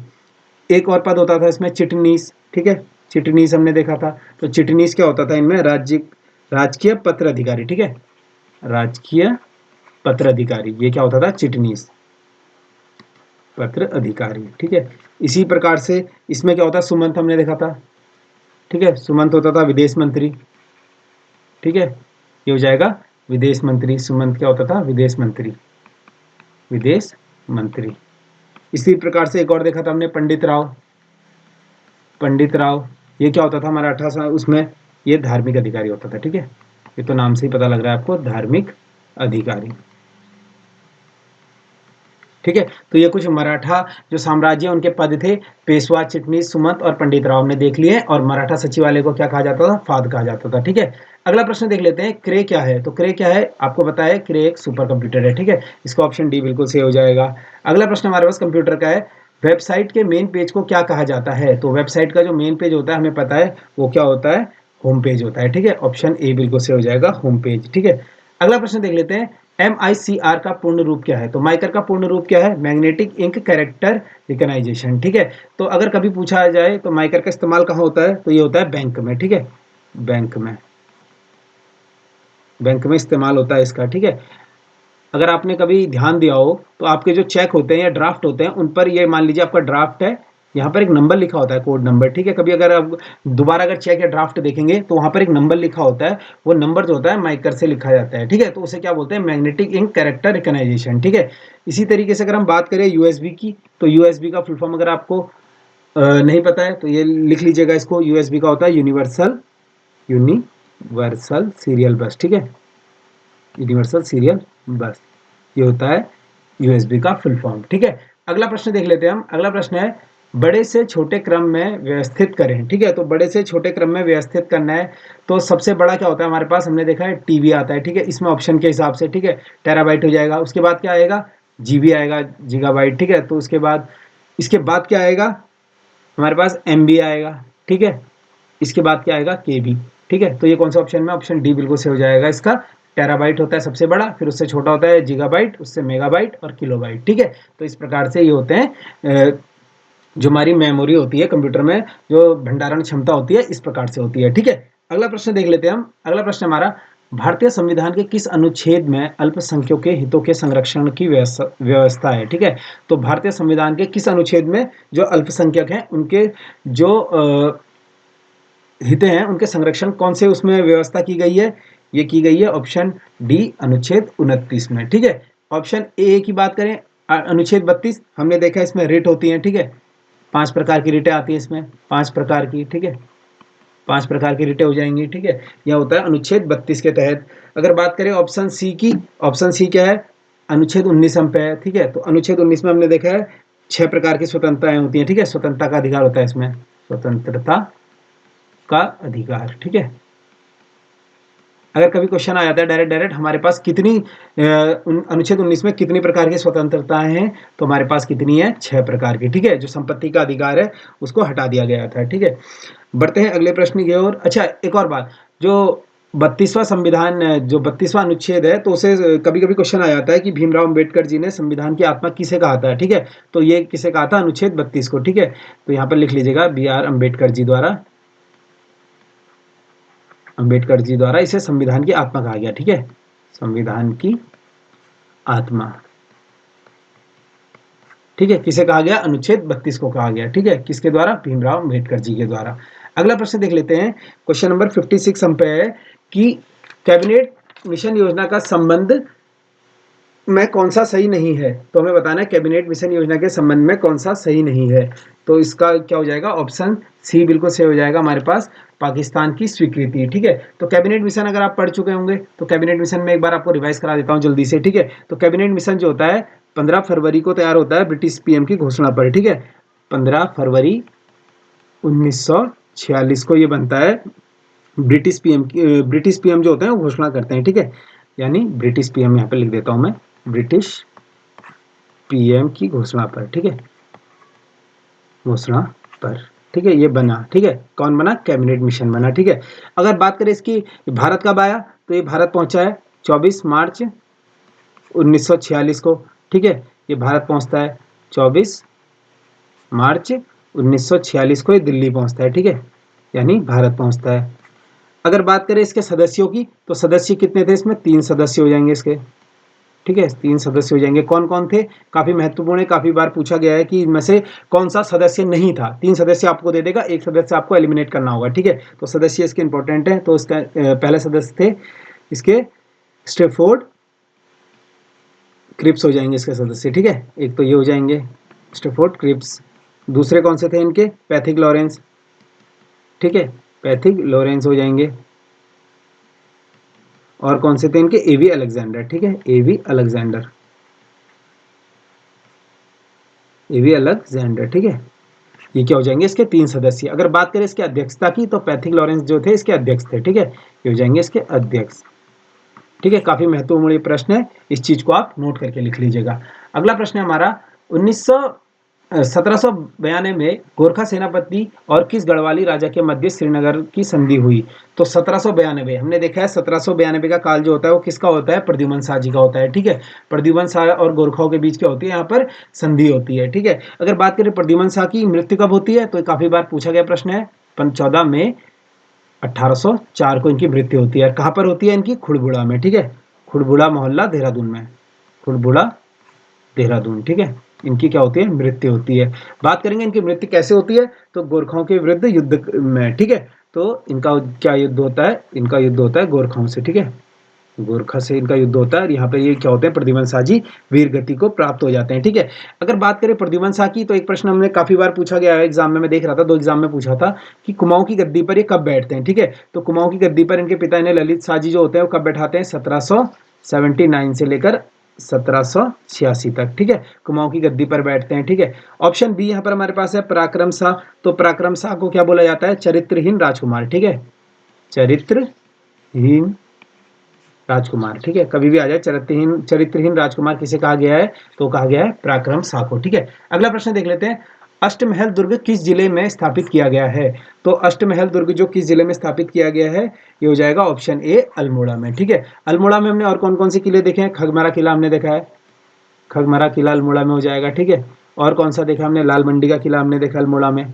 ठीक है, लाल मंडी का किला हो जाएगा, ये कहाँ पर है? अल्मोड़ा में। बात करें चंपावत की, तो चंपावत में हमने देखा है सबसे महत्वपूर्ण राजबुंगा का किला। ठीक है, जहाँ से सोमचंद क्या है कुमाऊं की जो नींव रखता है। ठीक है, और सिरमोही का किला, ये भी कहाँ है? चंपावत में। और कौन सा है चंपावत में? बाणासुर का किला। ठीक है, बाणासुर का किला, ये सभी कहाँ हो जाएंगे? चंपावत में। ठीक है, राजबुंगा, सिरमोही और बाणासुर। और अल्मोड़ा की बात करें, खगमरा, लाल मंडी का किला, ये कहाँ हो जाएंगे? अल्मोड़ा में हो जाएंगे। अगला प्रश्न देख लेते हैं। पंवार काल में भवन निर्माता क्या कहलाता था? तो पंवार काल में जो भवन निर्माता था होता था वो कहलाता था ओड। ऑप्शन ए बिल्कुल सही हो जाएगा इसका। ठीक है, अगला प्रश्न देख लेते हैं। उच्च न्यायालय को किस अनुच्छेद के तहत रिट जारी करने की शक्ति प्राप्त है? तो उच्च न्यायालय यानी हाई कोर्ट की यहाँ पर बात हो रही है, तो किस अनुच्छेद के तहत से रिट जारी करने की शक्ति प्राप्त है? तो इसका ऑप्शन डी बिल्कुल सही हो जाएगा, अनुच्छेद 226। ठीक है, अगर बात करें वहीं पर कि सर्वोच्च न्यायालय को किस अनुच्छेद के तहत है, तो सर्वोच्च न्यायालय को कौन से अनुच्छेद के तहत है? आर्टिकल 32 के तहत है। ठीक है, यहाँ पर हो जाएगा सुप्रीम कोर्ट। ठीक है, इस चीज को नोट कर लीजिएगा। बात करें अनुच्छेद 124 में, तो अनुच्छेद 124 में क्या है? एससी के गठन का वर्णन, यानी सुप्रीम कोर्ट का जो गठन है। ठीक है, सर्वोच्च न्यायालय, यहाँ पर मैं शॉर्टकट में लिख देता हूँ, सर्वोच्च न्यायालय के गठन का प्रावधान। ठीक है, गठन का वर्णन। ठीक है, गठन का वर्णन यहाँ पर किया गया है। ये किसमें किया गया? आर्टिकल 124। और 214 में क्या किया गया है? सभी राज्य के लिए एक उच्च न्यायालय। ठीक है, सभी राज्य के लिए उच्च न्यायालय। ठीक है, उच्च न्यायालय यानी हाई कोर्ट। तो यहाँ पर सीधा सीधा आपको देखना है, दोनों महत्वपूर्ण आर्टिकल है। 214 के तहत क्या होता है कि सभी राज्यों के लिए एक जो है हाई कोर्ट होगा, और 124 होता है सभी राज्यों के लिए एक क्या होगा? सभी राज्यों के लिए नहीं, संपूर्ण देश के लिए क्या होगा? एक सुप्रीम कोर्ट होगा। ठीक है, तो इसका गठन होता है अनुच्छेद 124 के तहत। बात करें अनुच्छेद 32 की, मैंने ऊपर अभी आपको कराया था इसे संविधान को, जो भारत भीमराव अम्बेडकर जी ने इसे क्या कहा था? संविधान की आत्मा कहा था। ठीक है, इसमें 5 प्रकार की रिटें होती हैं। अब कौन कौन से प्रकार की रिटें होती हैं ये लिख लीजिए एक बार, अगर आपको आता है तो सुन लीजिएगा। ठीक है, इसमें होती है सबसे पहली बंदी प्रत्यक्षीकरण। ठीक है, बंदी प्रत्यक्षीकरण। ठीक है, बंदी प्रत्यक्षीकरण आता है इसमें। दूसरा हमने देखा था इसमें परमादेश आता है, परमादेश आता है। ठीक है, और कौन सा देखा था हमने इसमें? प्रतिषेध देखा था, प्रतिषेध। ठीक है, और कौन सा हमने देखा था इसमें? उत्प्रेक्षण, उत्प्रेक्षण, उत्प्रेक्षण आ जाएगा इसमें। ठीक है, उत्प्रेक्षण। और कौन सा आता है इसमें, अधिकार पृच्छ, ठीक है, अधिकार पृच्छ, ठीक है। ये क्या होती हैं, 5 प्रकार की रिटें होती हैं, बंधी प्रत्यक्षीकरण, परमादेश, प्रतिषेध, उत्प्रेक्षण और अधिकार पृच्छ। ये किस अनुच्छेद के तहत आती है, अनुच्छेद 32 के तहत आती है, ठीक है। अगला प्रश्न देख लेते हैं हम। अगला प्रश्न हमारे पास, भारतीय संसदीय व्यवस्था में प्रश्नकाल का समय क्या सीमित है? तो हमें बताना है प्रश्नकाल का समय क्या सीमित है, ठीक है। तो इसका हो जाएगा ऑप्शन ए बिल्कुल सही हो जाएगा हमारे पास, 11 बजे से 12 बजे के बीच में, ठीक है। तो क्या होता है, प्रश्नकाल होता है, कब होता है, 11 बजे से 12 बजे के बीच में, ठीक है। और ठीक उसी के बाद क्या होता है, शून्यकाल शुरू हो जाता है, ठीक है। तो शून्यकाल कितने बजे से शुरू होता है, 1 बजे से 2 बजे तक, ठीक है। पहले जो होता था ये 12 बजे से 1 बजे तक होता था, लेकिन वर्तमान समय में क्या होता है, 1 बजे से 2 बजे तक क्या होता है, शून्यकाल, ठीक है, शून्यकाल शुरू हो जाता है, ठीक है, शून्यकाल। वर्तमान समय की ये बात कर रहा हूं मैं यहाँ पर, ठीक है। अगला प्रश्न देख लेते हैं हम। अगला प्रश्न हमारे पास, किस रिट का शाब्दिक अर्थ प्रमाणित होना या सूचना देना है? तो किस रिट का अर्थ है प्रमाणित होना या सूचना देना अर्थ? यहाँ पर हो जाएगा इसका ऑप्शन सी बिल्कुल सही, उत्प्रेक्षण। मैंने अभी आपको बताया था ये सभी रिटें किसके अंतर्गत आती हैं, अनुच्छेद 32 के तहत आती हैं, ठीक है। अगर बात करें अनुच्छेद 32 के तहत जो परमादेश है उसमें क्या कहा गया है, लोक अधिकारी को उसके दायित्व के लिए रिट होती है, ठीक है। तो लोक अधिकारी को उसके दायित्व के लिए रिट इसमें आ जाएगा। प्रतिषेध में क्या होता है, मना कर देना, ठीक है, इसका क्या हो जाएगा, मना कर देना, ठीक है। और उत्प्रेक्षण में मैंने आपको बता ही दिया, उत्प्रेक्षण में क्या होता है, प्रमाणित होना, या फिर इसमें क्या होता है, मंगा लेना, ठीक है। जो उच्च न्यायालय होता है, जो लंबित मामले होते हैं उन्हें मंगा लेता है, ठीक है। और अधिकार पृच्छ में क्या होता है कि किस अधिकार से, अगर कोई भी सार्वजनिक पद पर कोई व्यक्ति अवैध रूप से अगर बैठा हो, ठीक है, तो आप उससे पूछ सकते हो कि किस अधिकार से आप ये बैठ रहे हो यहाँ पर, ठीक है। तो ये 5 प्रकार की रिटें होती हैं, आपने देख लिया होगा। अगला प्रश्न देख लेते हैं, वित्त वर्ष 2022 में सबसे अधिक एफडीआई का, एफडीआई के साथ शीर्ष देश है, ठीक है। तो एफडीआई यानी फॉरेस्ट डायरेक्ट इन्वेस्टमेंट होती है, ठीक है। तो एफडीआई का जो शीर्ष देश रहा था वो रहा था ऑप्शन सी, सिंगापुर, ठीक है। अभी हमने देखा था पटवारी में क्वेश्चन आया था कि किसका एफडीआई 100% रहा था, ठीक है। तो क्या भारत का एफडीआई क्या रहा था, कृषि में 100% रहा था, ठीक है। अगला प्रश्न देख लेते हैं हम, क्वेश्चन नंबर 64, निम्न में से किस नेशनल पार्क को हाल ही में दूसरा अंतर्राष्ट्रीय रेंजर पुरस्कार 2022 प्राप्त हुआ है? तो अंतर्राष्ट्रीय रेंजर पुरस्कार 2022 किसे मिला है, काफी महत्वपूर्ण ये प्रश्न है, ठीक है। तो ये किसे मिला है, ऑप्शन ए बिल्कुल से हो जाएगा, औरंग नेशनल पार्क। बात करें औरंग नेशनल पार्क की, तो ये कहां पर है, ये हो जाएगा असम में, ठीक है, ये हो जाएगा असम में। ऑप्शन बी, राचिंगम नेशनल पार्क, ये कहां पर है, ये हो जाएगा जम्मू एंड कश्मीर में, ठीक है, जम्मू एंड कश्मीर में। और कौन कौन से हमने देखे हैं जम्मू कश्मीर में, सलीम अली नेशनल पार्क हो जाएगा, ठीक है, जम्मू कश्मीर में हो जाएगा सलीम अली नेशनल पार्क, ठीक है, सलीम अली राष्ट्रीय उद्यान, ठीक है, राष्ट्रीय उद्यान, ये कहाँ हो जाएगा, जम्मू कश्मीर में। और कौन सा देखा है हमने जम्मू कश्मीर में, किश्तीवाड़ा, ठीक है, किश्तीवाड़ा राष्ट्रीय उद्यान, ये कहाँ पर हो जाएगा, ये भी जम्मू कश्मीर में हो जाएगा, ठीक है। मानस नेशनल पार्क कहाँ पर है, ये फिर से असम में हो जाएगा, ठीक है, ये कहाँ हो जाएगा, असम में हो जाएगा, ठीक है। एक काफी बार पूछा गया है कि सुल्तानपुर राष्ट्रीय पार्क कहाँ पर है, ठीक है, सुल्तानपुर राष्ट्रीय उद्यान कहाँ पर है, ठीक है। तो राष्ट्रीय उद्यान कहाँ पर हो जाएगा, सुल्तानपुर, हरियाणा में, ठीक है, हरियाणा में सुल्तानपुर राष्ट्रीय उद्यान हो जाएगा, ठीक है। इसी तरीके से हमने नामदफा राष्ट्रीय पार्क देखा है, नामदफा राष्ट्रीय उद्यान, ठीक है, नामदफा राष्ट्रीय उद्यान कहाँ पर है हमारा, अरुणाचल प्रदेश में, ठीक है, अरुणाचल प्रदेश में, ठीक है। इन चीजों को नोट कर लीजिएगा आप।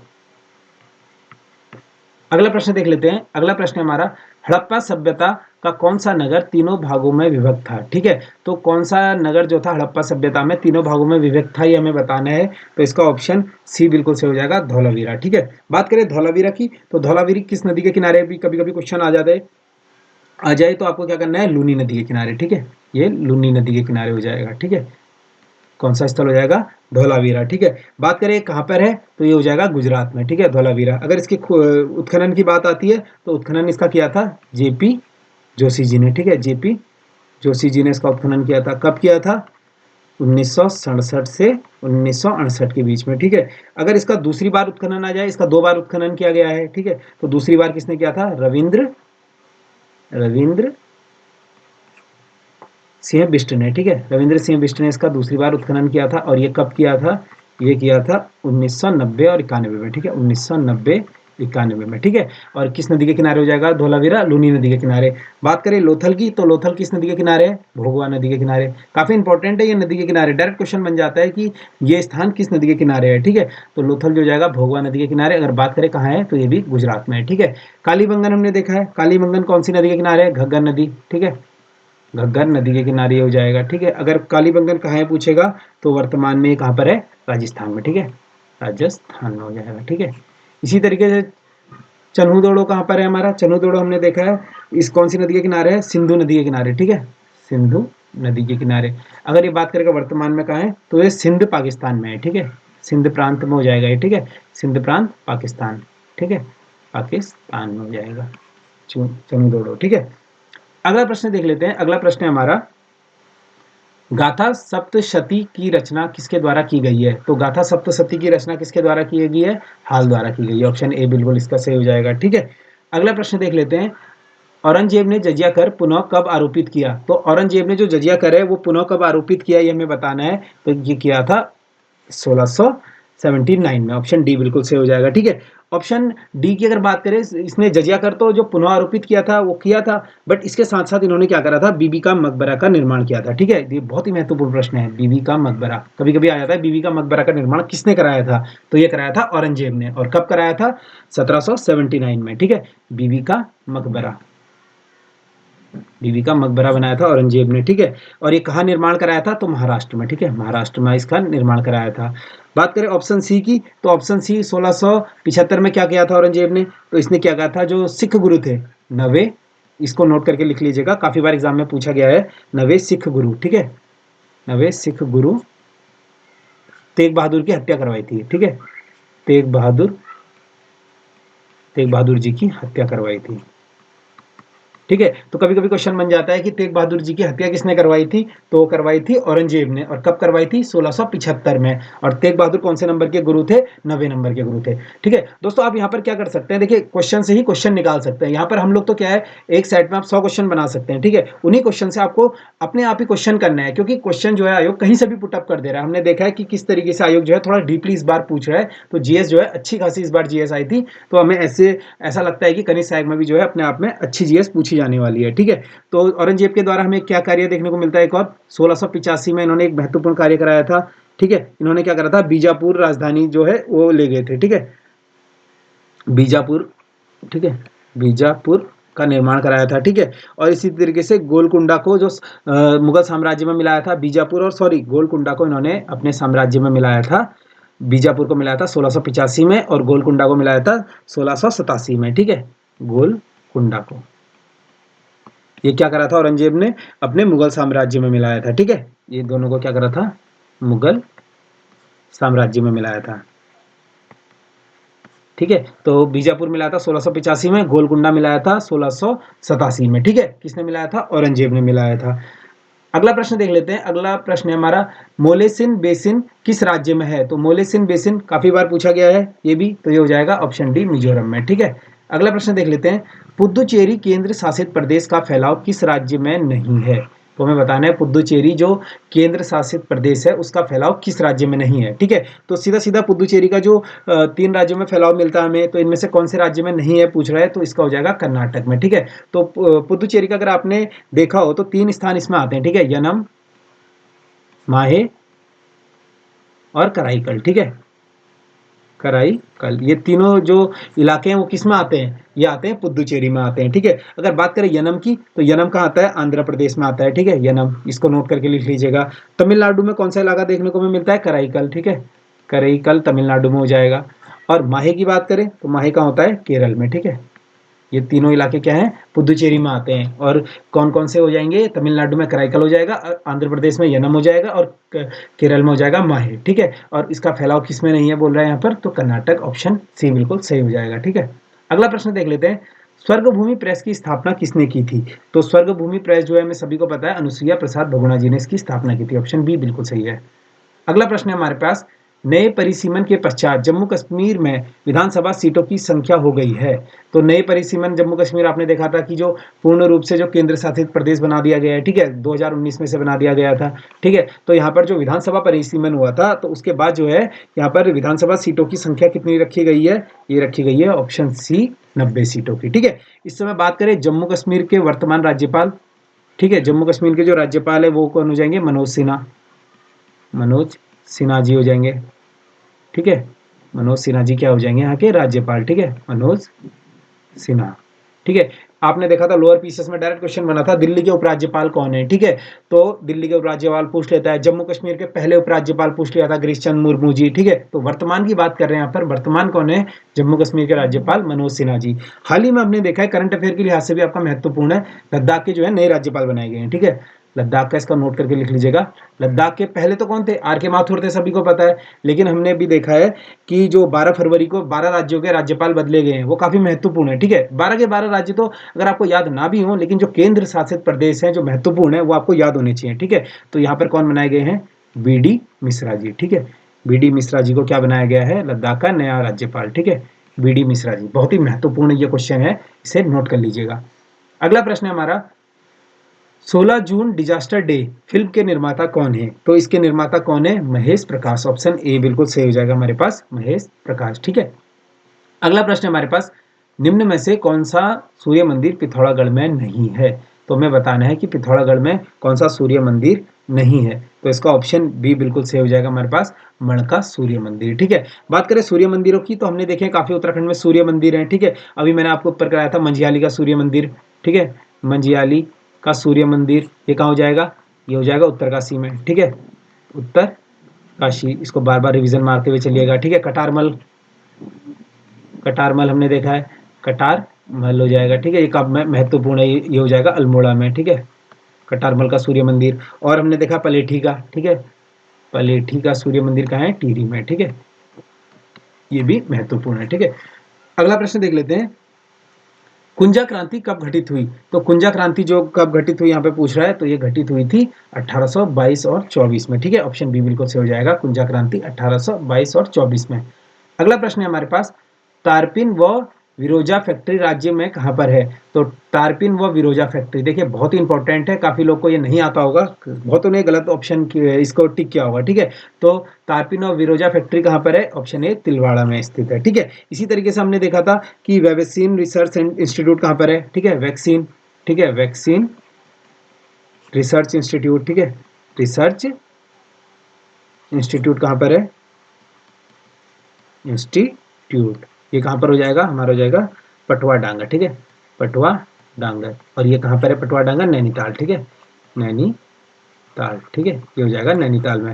ये क्या है, वैक्सीन वैक्सीन रिसर्च सेंटर, ठीक है। आपने देखा फॉरेस्ट ट्रेनिंग स्कूल, ठीक है, forest training school, forest training school कहाँ पर है, ये हो जाएगा ये भी हल्द्वानी में, ठीक है, फॉरेस्ट ट्रेनिंग स्कूल ये कहाँ पर है, हल्द्वानी में, ठीक है। इसी प्रकार से आपने देखा हिमालय नक्षत्र वेधशाला, ठीक है, हिमालय नक्षत्र वेधशाला काफी महत्वपूर्ण ये है, नक्षत्र वेधशाला, ठीक है। हिमालय नक्षत्र वेधशाला कहाँ पर है, ये हो जाएगी देवप्रयाग टिहरी, ठीक है, देवप्रयाग टिहरी में। अगला प्रश्न देख लेते हैं हम, किस मुस्लिम इतिहासकार ने तराई बाबर को दमन ए कोई कहा, ठीक है। तो किस मुस्लिम इतिहासकार ने जो है तराई बाबर को दमन ए कोई कहा था, तो इसका ऑप्शन सी से हो जाएगा, निजामुद्दीन अहमद ने कहा था, ठीक है। थोड़ा अगर बात करें ऑप्शन डी अबुल फजल की, तो अबुल फजल की हमें एक रचना देखने को मिलती है आईने अकबरी, काफी बार एग्जाम में पूछी गई है, आईने अकबरी रचना किसकी है, ठीक है। तो ये हो जाएगा अबुल फजल की, ठीक है, आईने अकबरी ये किसकी रचना है, अबुल फजल की है, ठीक है। अगला प्रश्न देख लेते हैं हम, कुमाऊं का अन्न का भंडार किसका उपनाम है, तो कुमाऊं का अन्न का भंडार ऑप्शन सी बिल्कुल से हो जाएगा, नानक मत्ता, ठीक है। इसे हम देख चुके हैं पहले भी, ठीक है। अगर बात करें काशीपुर की, तो काशीपुर का प्राचीन नाम हमें क्या देखने को मिलता है, कोटा, ठीक है। हमने इसका पुराना नाम देखा है, ठीक है, प्राचीन नाम क्या हो जाएगा, कोटा, किसका, काशीपुर का, ठीक है। ऑप्शन बी रुद्रपुर का क्या देखा है, किलपुर हो जाएगा, ठीक है। किलपुरी किसका प्राचीन नाम था, किलपुरी, या फिर बोले बुक्सार, ठीक है, ये किसका हो जाएगा, रुद्रपुर का, सॉरी, ठीक है, ये हो जाएगा रुद्रपुर का। ऑप्शन डी हमारे पास है जसपुर। जसपुर का हमें पुराना नाम देखने को क्या मिलता है, शाहजफर, ठीक है, शाहजफर, या फिर इसी का मिलता है हमें शाहजगीर, ठीक है, शाहजगीर, ये किसका नाम था पुराना, जसपुर का, ठीक है। एक और हमने देखा है काफी बार एग्जाम में पूछा गया है, मुड़िया किसका प्राचीन नाम था, तो मुड़िया हो जाएगा बाजपुर का, ठीक है, मुड़िया हो जाएगा बाजपुर का। इन सबको नोट कर सकते हैं आप, ठीक है। बढ़ते हैं अगले प्रश्न की ओर। अगला प्रश्न है हमारा, कुड़ी कितने किलो के समतुल्य है, एक कुड़ी कितने किलो के समतुल्य है, तो एक कुड़ी कितने किलो के समतुल्य है, इसका ऑप्शन ए बिल्कुल सही हो जाएगा, 1 किलो, ठीक है। 1 किलो क्या होता है, एक कुड़ी होता है। ऑप्शन बी की बात करें तो 2 किलो कितना होता है, एक पाथा, ठीक है, एक पाथा होता है 2 किलो। 20 किलो कितना होता है, हमने देखा है एक विसत, ठीक है, एक विसत हो जाएगा, ठीक है। 16 किलो कितना होता है, एक डाल, ठीक है, एक डाल हो जाएगा 16 किलो, ठीक है। इसी तरीके से हमने देखा है एक सेर में कितना होता है, 500 ग्राम, ठीक है, एक सेर में होता है 500 ग्राम, ठीक है, इस चीज को आप नोट कर सकते हैं। और 2 किलो में कितना होता है, एक पाथा, 20 किलो में होता है एक विसत, और 16 किलो में होता है एक डाल, ठीक है। क्वेश्चन नंबर 79 देख लेते हैं, किस वर्ष शंकराचार्य पर डाक टिकट किया गया, ठीक है। तो शंकराचार्य जी पर जो है डाक टिकट कब जारी किया गया था, ऑप्शन बी बिल्कुल सही हो जाएगा 1989 में, ठीक है। बात करें ऑप्शन ए 1997 की, तो 1997 में RIMC पर किया गया, ठीक है, रॉयल मिलिट्री कॉलेज, ठीक है, रॉयल इंडियन मिलिट्री कॉलेज, काफी इंपॉर्टेंट है, मैंने आपको बताया था इसकी स्थापना कब होती है, 1922 में होती है, और पिछले वर्ष क्या है, इसको 100 वर्ष पूरे हुए हैं, तो जाहिर सी बात है इससे आयोग कोई ना कोई क्वेश्चन पूछ सकता है, चाहे वो इसकी स्थापना हो, चाहे वो इसके ऊपर डाक टिकट हो, या फिर कुछ भी हो, ठीक है। RIMC को आपको थोड़ा अच्छे से पढ़ के जाना है, ठीक है। 1997 में ही कौन सा और किस पर डाक टिकट जारी हुआ था, IIT रुड़की पर, ठीक है, IIT रुड़की पर, ठीक है। इन दोनों पर क्या हुआ था, 1997 में डाक टिकट जारी हुआ था। ऑप्शन सी 1994 में किस पर हुआ था, चंद्रसिंह गढ़वाली, चंद्रसिंह गढ़वाली जी पर, ठीक है, चंद्रसिंह गढ़वाली पर हुआ था 1994 में। ऑप्शन डी 1982 में किस पर हुआ था, ब्रह्म कमल पर, ठीक है, ब्रह्म कमल पर, ठीक है, 1982 में ब्रह्म कमल पर डाक टिकट जारी हुआ था। एक आता IMA पर, IMA पर कब हुआ था, 1982 में, ठीक है। नंदा राजत पूछा गया था एक बार एग्जाम में, नंदा राजत, इस पर कब हुआ था, 2013 में हुआ था, ठीक है। और आता है रूपकुंड झील पर, ठीक है, रूपकुंड झील पर 2006 में, ठीक है। वैसे दोस्तों बहुत सारे हैं, लेकिन आप क्या है, थोड़ा थोड़ा अगर एक एक दिन आपके पास आता रहेगा तो आप रिवीजन होता रहेगा, अगर आपने पहले पढ़े और नहीं पढ़े हैं तो आप इनको देख लीजिएगा, ठीक है। अगला प्रश्न देख लेते हैं हम, जफरनामा के रचनाकार कौन है, तो जफरनामा के रचनाकार कौन है, ऑप्शन बी गुरु गोविंद सिंह, ठीक है, ये भी एग्जाम में पूछा गया, प्रीवियस ईयर क्वेश्चन है। अच्छा, अगला प्रश्न है, किस मुगल शासक का नाम प्रयाग प्रशिस्त पर अंकित है, तो किस मुगल शासक का नाम जो है प्रयाग प्रशिस्त पर अंकित है, तो इसका हो जाएगा ऑप्शन डी बिल्कुल से हो जाएगा, जहांगीर, ठीक है। जहांगीर का नाम कहाँ पर अंकित है, वो है प्रयाग प्रशिस्त में, ठीक है। ऑप्शन ए की बात करें हुमायूं, तो हुमायूं के बारे में हमें देखने को मिलता है, बिलग्राम या कन्नौज का युद्ध किसके बीच होता है, हुमायूं और शेर खां के बीच, ठीक है, तो इसको नोट करके लिख लीजिएगा, एग्जाम में पूछा गया है, ठीक है, बिलग्राम या कन्नौज का युद्ध, ठीक है, दोनों नाम से जाना जाता है इसे, कन्नौज का युद्ध, ठीक है, कन्नौज का युद्ध, ये किन किन के बीच होता है, हुमायूं व शेर खां, ठीक है, ये होता है हुमायूं और शेर खां के बीच, ठीक है। और ये कब होता है, इसकी तिथि भी महत्वपूर्ण है, ये होता है 17 मई 1540 में, ठीक है। बिलग्राम का या कन्नौज का युद्ध होता है हुमायूं और शेर खां के बीच 17 मई 1540 को, ठीक है। ऑप्शन बी अकबर, ठीक है, तो अकबर को हम काफी बार पढ़ चुके हैं, लेकिन अकबर से एक क्वेश्चन में देख रहा था कि ये भी आया था, राजधानी लाहौर कब स्थानांतरित की अकबर ने, ठीक है, तो राजधानी कब ले गई है लाहौर, ठीक है, राजधानी लाहौर स्थानांतरित कब की इन्होंने, 1585 में, ठीक है, ये अकबर से महत्वपूर्ण प्रश्न है। अगला प्रश्न देख लेते हैं हम, किस चालुक्य शासक ने 1178-69 में मोहम्मद गोरी को परास्त किया, ठीक है, तो किस चालुक्य शासक ने, सबसे पहले तो चालुक्य शासक ने पराजित किया था 1178 और 69 में, ठीक है, किसको किया था, मोहम्मद गोरी को, तो किसने किया था, ये बहुत ही इंपॉर्टेंट है, भीम द्वितीय ने, ठीक है, ऑप्शन सी इसका बिल्कुल से हो जाएगा, ठीक है। जो गोरी द्वारा भारत पर आक्रमण है वो कब किया गया था, ठीक है, पहला आक्रमण जो था गोरी द्वारा, ठीक है, यहाँ पर कभी आ जाए मोहम्मद गौरी द्वारा भारत पर पहला आक्रमण कब किया गया था, वो भी 1178 में, ठीक है। वो कहाँ किसके विरुद्ध किया गया था, मुल्तान के विरुद्ध, ठीक है, मुल्तान के विरुद्ध, उस समय मुल्तान वर्तमान में तो पाकिस्तान में है, लेकिन मुल्तान उस समय क्या था, भारत का ही हिस्सा था, ठीक है, अखंड भारत था। तो उस समय क्या करा था, मोहम्मद गोरी ने जो प्रथम आक्रमण किया था अपना 1178 में ही किया था, और किस पर किया था, तो मुल्तान के विरुद्ध किया था, ठीक है। अगला प्रश्न देख लेते हैं, भारत में पहला आधुनिक सफल सूती वस्त्र कारखाना कब स्थापित किया गया? तो भारत में जो पहला आधुनिक सूती वस्त्र है वो कब स्थापित किया गया बताना है। ऑप्शन बी इसका बिल्कुल सही हो जाएगा, 1854 में, ठीक है। बात करें कहां पर हुआ था, तो ये हुआ था मुंबई में, ठीक है, मुंबई में, ठीक है, ये हो जाएगा मुंबई में। बात करें पहली जूट मिल एक आती है, हमने क्वेश्चन देखा है, पहली जूट मिल, पहली जूट मिल ये कब स्थापित की गई थी? ये की गई थी 1855 में, और ये बात करेंगे कहां पर, तो रिसरा पश्चिम बंगाल में, ठीक है, ये हो जाएगा रिसरा पश्चिम बंगाल में, ठीक है।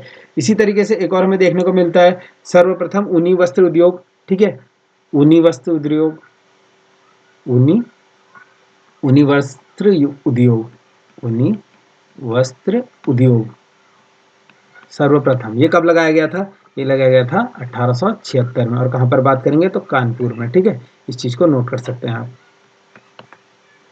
अगला प्रश्न देख लेते हैं, वीर स्थल किससे संबंधित है? तो मैं बताना है वीर स्थल किससे संबंधित है, तो ये वीर स्थल हो जाएगा राजीव गांधी, ऑप्शन ए बिल्कुल से हो जाएगा। अच्छा, ऑप्शन बी चौधरी चरण सिंह, तो इनका किससे संबंधित है? किसान घाट, ठीक है, किसान घाट हो जाएगा। ऑप्शन सी लाल बहादुर शास्त्री जी, विजय घाट, ठीक है, विजय घाट इनसे संबंधित हो जाएगा। ऑप्शन डी जगजीवन राम, तो समता स्थल, ठीक है, समता स्थल ये किससे संबंधित है? जगजीवन राम से, ठीक है। अगला प्रश्न देख लेते हैं, जीरो माइलस्टोन कहाँ अवस्थित है? ठीक है, तो जीरो माइलस्टोन हमें बताना है कहाँ पर है, तो ये हो जाएगा ऑप्शन सी नागपुर में, ठीक है। मुंबई की बात करें, मुंबई में क्या देखा है हमने? कनेरी की गुफाएं, डायरेक्ट क्वेश्चन बना था एक बार, कनेरी की गुफाएं कहाँ है? कनेरी की गुफाएं, ठीक है, कनेरी गुफाएं ये कहाँ हो जाएगा? मुंबई में, ठीक है। और क्या है मुंबई में? एलिफेंटा गुफाएं, ठीक है, एलिफेंटा गुफाएं ये कहाँ पर हो जाएंगे? दोनों ही मुंबई में, ठीक है। ऑप्शन बी कोलकाता, एक बहुत ही महत्वपूर्ण मठ आता है वेल्लूर मठ, ठीक है, वेल्लूर मठ कहाँ पर है? ये हो जाएगा कोलकाता में। अगर बात करें वेल्लूर मठ की, किसने निर्माण किया था? तो स्वामी विवेकानंद जी ने, ठीक है, स्वामी विवेकानंद, ठीक है, इन्होंने क्या किया था? वेल्लूर मठ का निर्माण करवाया था, ठीक है। अगला प्रश्न देख लेते हैं हम, निम्न में से कौन लैगून झील नहीं है?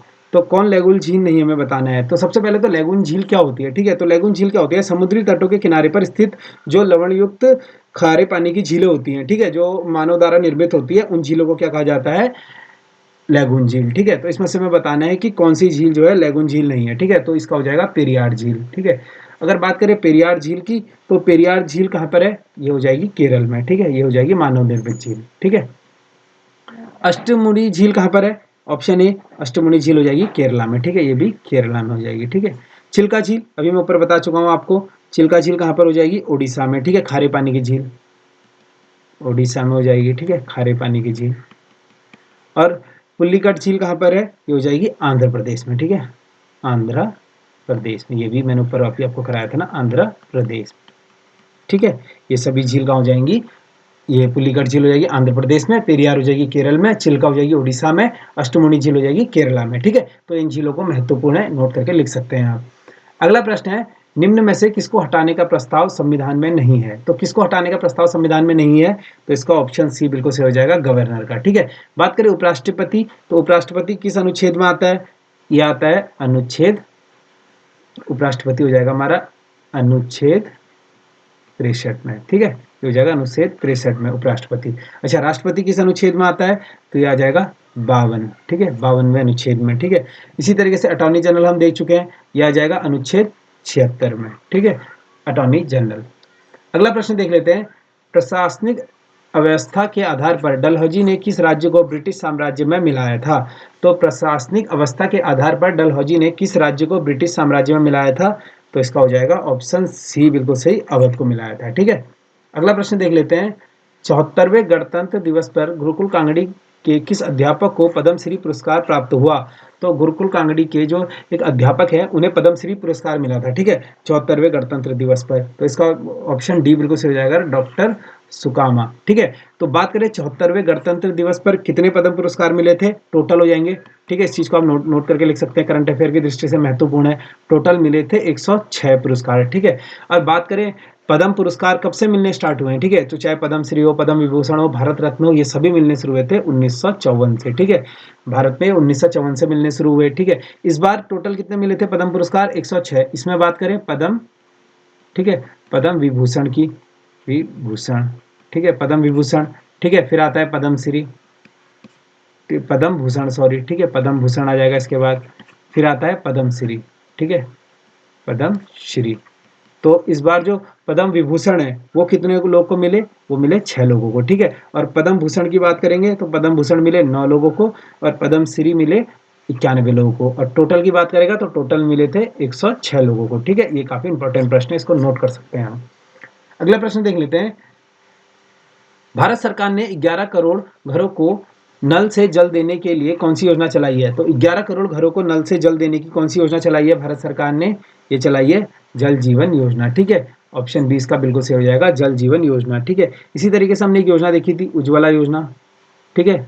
उज्ज्वला योजना ये कब चलाई थी भारत सरकार ने, ये चलाई थी 1 मई 2016 को, ठीक है। बहुत ही महत्वपूर्ण ये योजना है, ठीक है।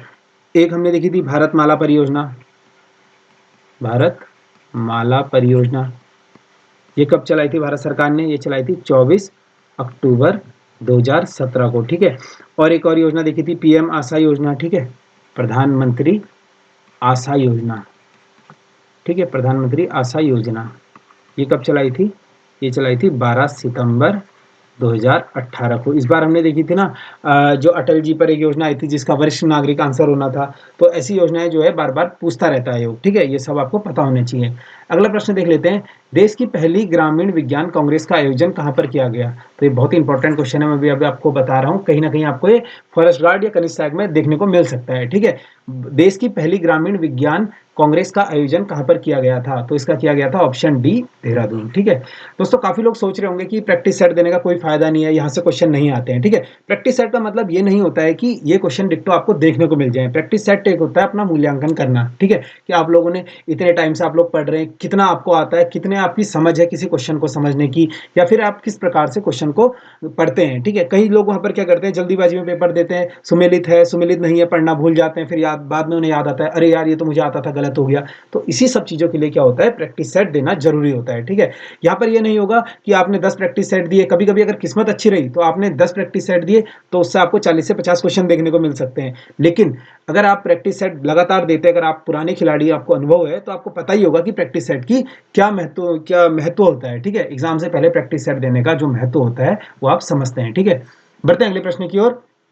तो अगला प्रश्न तो बहुत बेसिक सा प्रश्न है, सभी ने इसका उत्तर सही दिया होगा। 74वें गणतंत्र दिवस परेड पर उत्तराखंड की झांकी मानस खंड को कौन सा स्थान प्राप्त हुआ। तो सबसे पहले उत्तराखंड की जो झांकी थी उसकी थीम क्या थी, यहाँ पर लिखा हुआ है मानस खंड, ठीक है। इस चीज को भी नोट कर सकते हैं आप। थीम थी मानस खंड और स्थान प्राप्त हुआ था प्रथम स्थान, ठीक है। तो इसकी थीम हो जाएगी मानस खंड, ठीक है। और स्थान कौन सा प्राप्त हुआ था, प्रथम स्थान, ठीक है। अगला प्रश्न देख लेते हैं। उत्तराखंड सरकार ने राज्य सेवाओं में खिलाड़ियों को कितना प्रतिशत आरक्षण देने की घोषणा की है। तो खिलाड़ियों को कितना प्रतिशत आरक्षण मिलता है, 4%। ऑप्शन बी बिल्कुल सही हो जाएगा, ठीक है। इसी तरीके से हमने देखा है एससी को राज्य सेवाओं में कितना परसेंट मिलता है, 19%, ठीक है।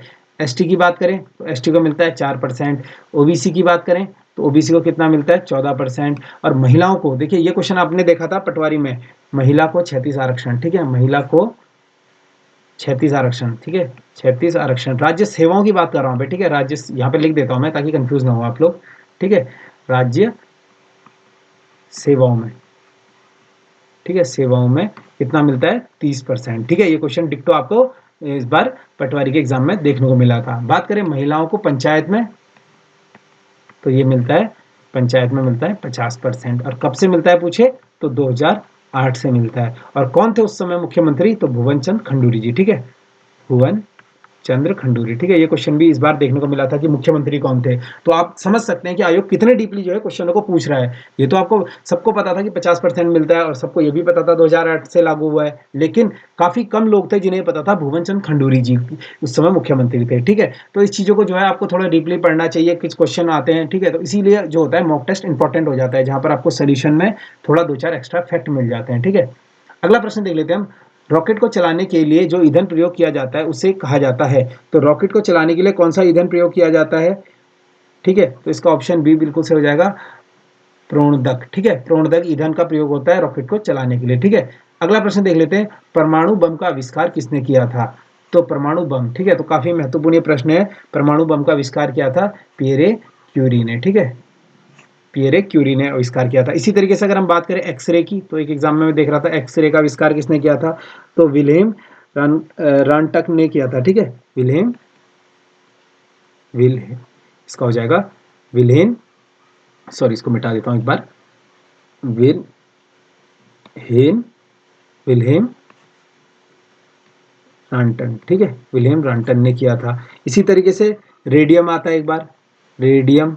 ठीक है, रेडियम का आविष्कार किसने किया था? तो रेडियम का किया था मैडम क्यूरी ने। ठीक है, मैडम क्यूरी ने। इसी प्रकार से एक हमने देखने को मिला था विटामिन का। ठीक है, विटामिन का आविष्कार किसने किया? विटामिन का तो ये किया था फंक ने। ठीक है, इसी तरीके से एंटीजन का आविष्कार किसने किया था? एंटीजन का आविष्कार, तो एंटीजन का आविष्कार जो किया था लैंड स्टीनर ने। ठीक है, लैंड स्टीनर ने। ठीक है, ये सब नोट कर सकते हैं आप, महत्वपूर्ण है ये। अगला प्रश्न देख लेते हैं। अगला प्रश्न है, निम्न में से कौन सा एक रेडियो एक्टिव तत्व नहीं है? तो रेडियो एक्टिव तत्व कौन सा नहीं है? Option C, zirconium. ठीक है, जिकोनियम, ये क्या हो जाएगा? रेडियो एक्टिव तत्व नहीं हो जाएगा। ठीक है, अगला प्रश्न देख लेते हैं। अगला प्रश्न है हमारा, निम्न में से कौन सा हीमोग्लोबिन के साथ मिलकर रक्त में विषाक्तता पैदा करता है? तो कौन सा हीमोग्लोबिन के साथ रक्त में विषाक्तता पैदा करता है? इसका हो जाएगा ऑप्शन सी बिल्कुल सही, कार्बन मोनोऑक्साइड। ठीक है, कार्बन मोनोऑक्साइड क्या करता है? रक्त के साथ मिलकर विषाक्तता पैदा करता है। ठीक है, अगला प्रश्न है हमारा, निम्न में से किस में माइट्रोकांडिया उपस्थित नहीं होता? तो माइट्रोकांडिया किस में उपस्थित नहीं होता है? इसका हो जाएगा ऑप्शन ए, जीवाणु में। ठीक है, माइट्रोकांडिया किस में उपस्थित नहीं होता? जीवाणु में। अगला प्रश्न है, लाल सागर का लाल रंग किसके कारण होता है? तो लाल सागर का जो लाल रंग होता है वो शैवाल के कारण होता है। ठीक है, जो शैवाल होते हैं उनके कारण जो होता है लाल सागर का रंग लाल होता है। ठीक है, काफी इंपॉर्टेंट प्रश्न ये भी है। अगला और अंतिम प्रश्न है हमारा, निम्न में से कौन सा रोग बैक्टीरिया के कारण होता है? तो कौन सा रोग है जो बैक्टीरिया के कारण होता है? वो होता है तपेदिक। ठीक है, तपेदिक रोग जो होता है बैक्टीरिया के कारण होता है। तो ये थे हमारे कनिष्ठ सहायक प्रैक्टिस सेट का सॉल्यूशन नंबर 3। ठीक है, उम्मीद करता हूं आप लोग जो है प्रैक्टिस सेट अच्छे से दे रहे होंगे और आपका स्कोर काफी अच्छा आ रहा होगा। अगर स्कोर कम भी आ रहा है तो निराश होने की जरूरत नहीं है। ठीक है, यहाँ पर वो प्रश्न है काफी जो अलग अलग एग्जाम में पूछे गए हैं। अगर आपको किसी क्वेश्चन में डाउट होता है तो आप हमें मैसेज कर सकते हैं, पर्सनल मैसेज कर सकते हैं, या फिर आप किसी क्वेश्चन में अगर आपको डाउट होता है तो रिपोर्ट का ऑप्शन आपको मिलता है, अपने आप क्वेरी के साथ जो है हमें रिप्लाई कर सकते हैं। इसी तरीके से प्रैक्टिस सेट देते रहिए। आपको अपने एग्जाम के लिए ऑल द बेस्ट। मिलते हैं आपसे अगली क्लास में।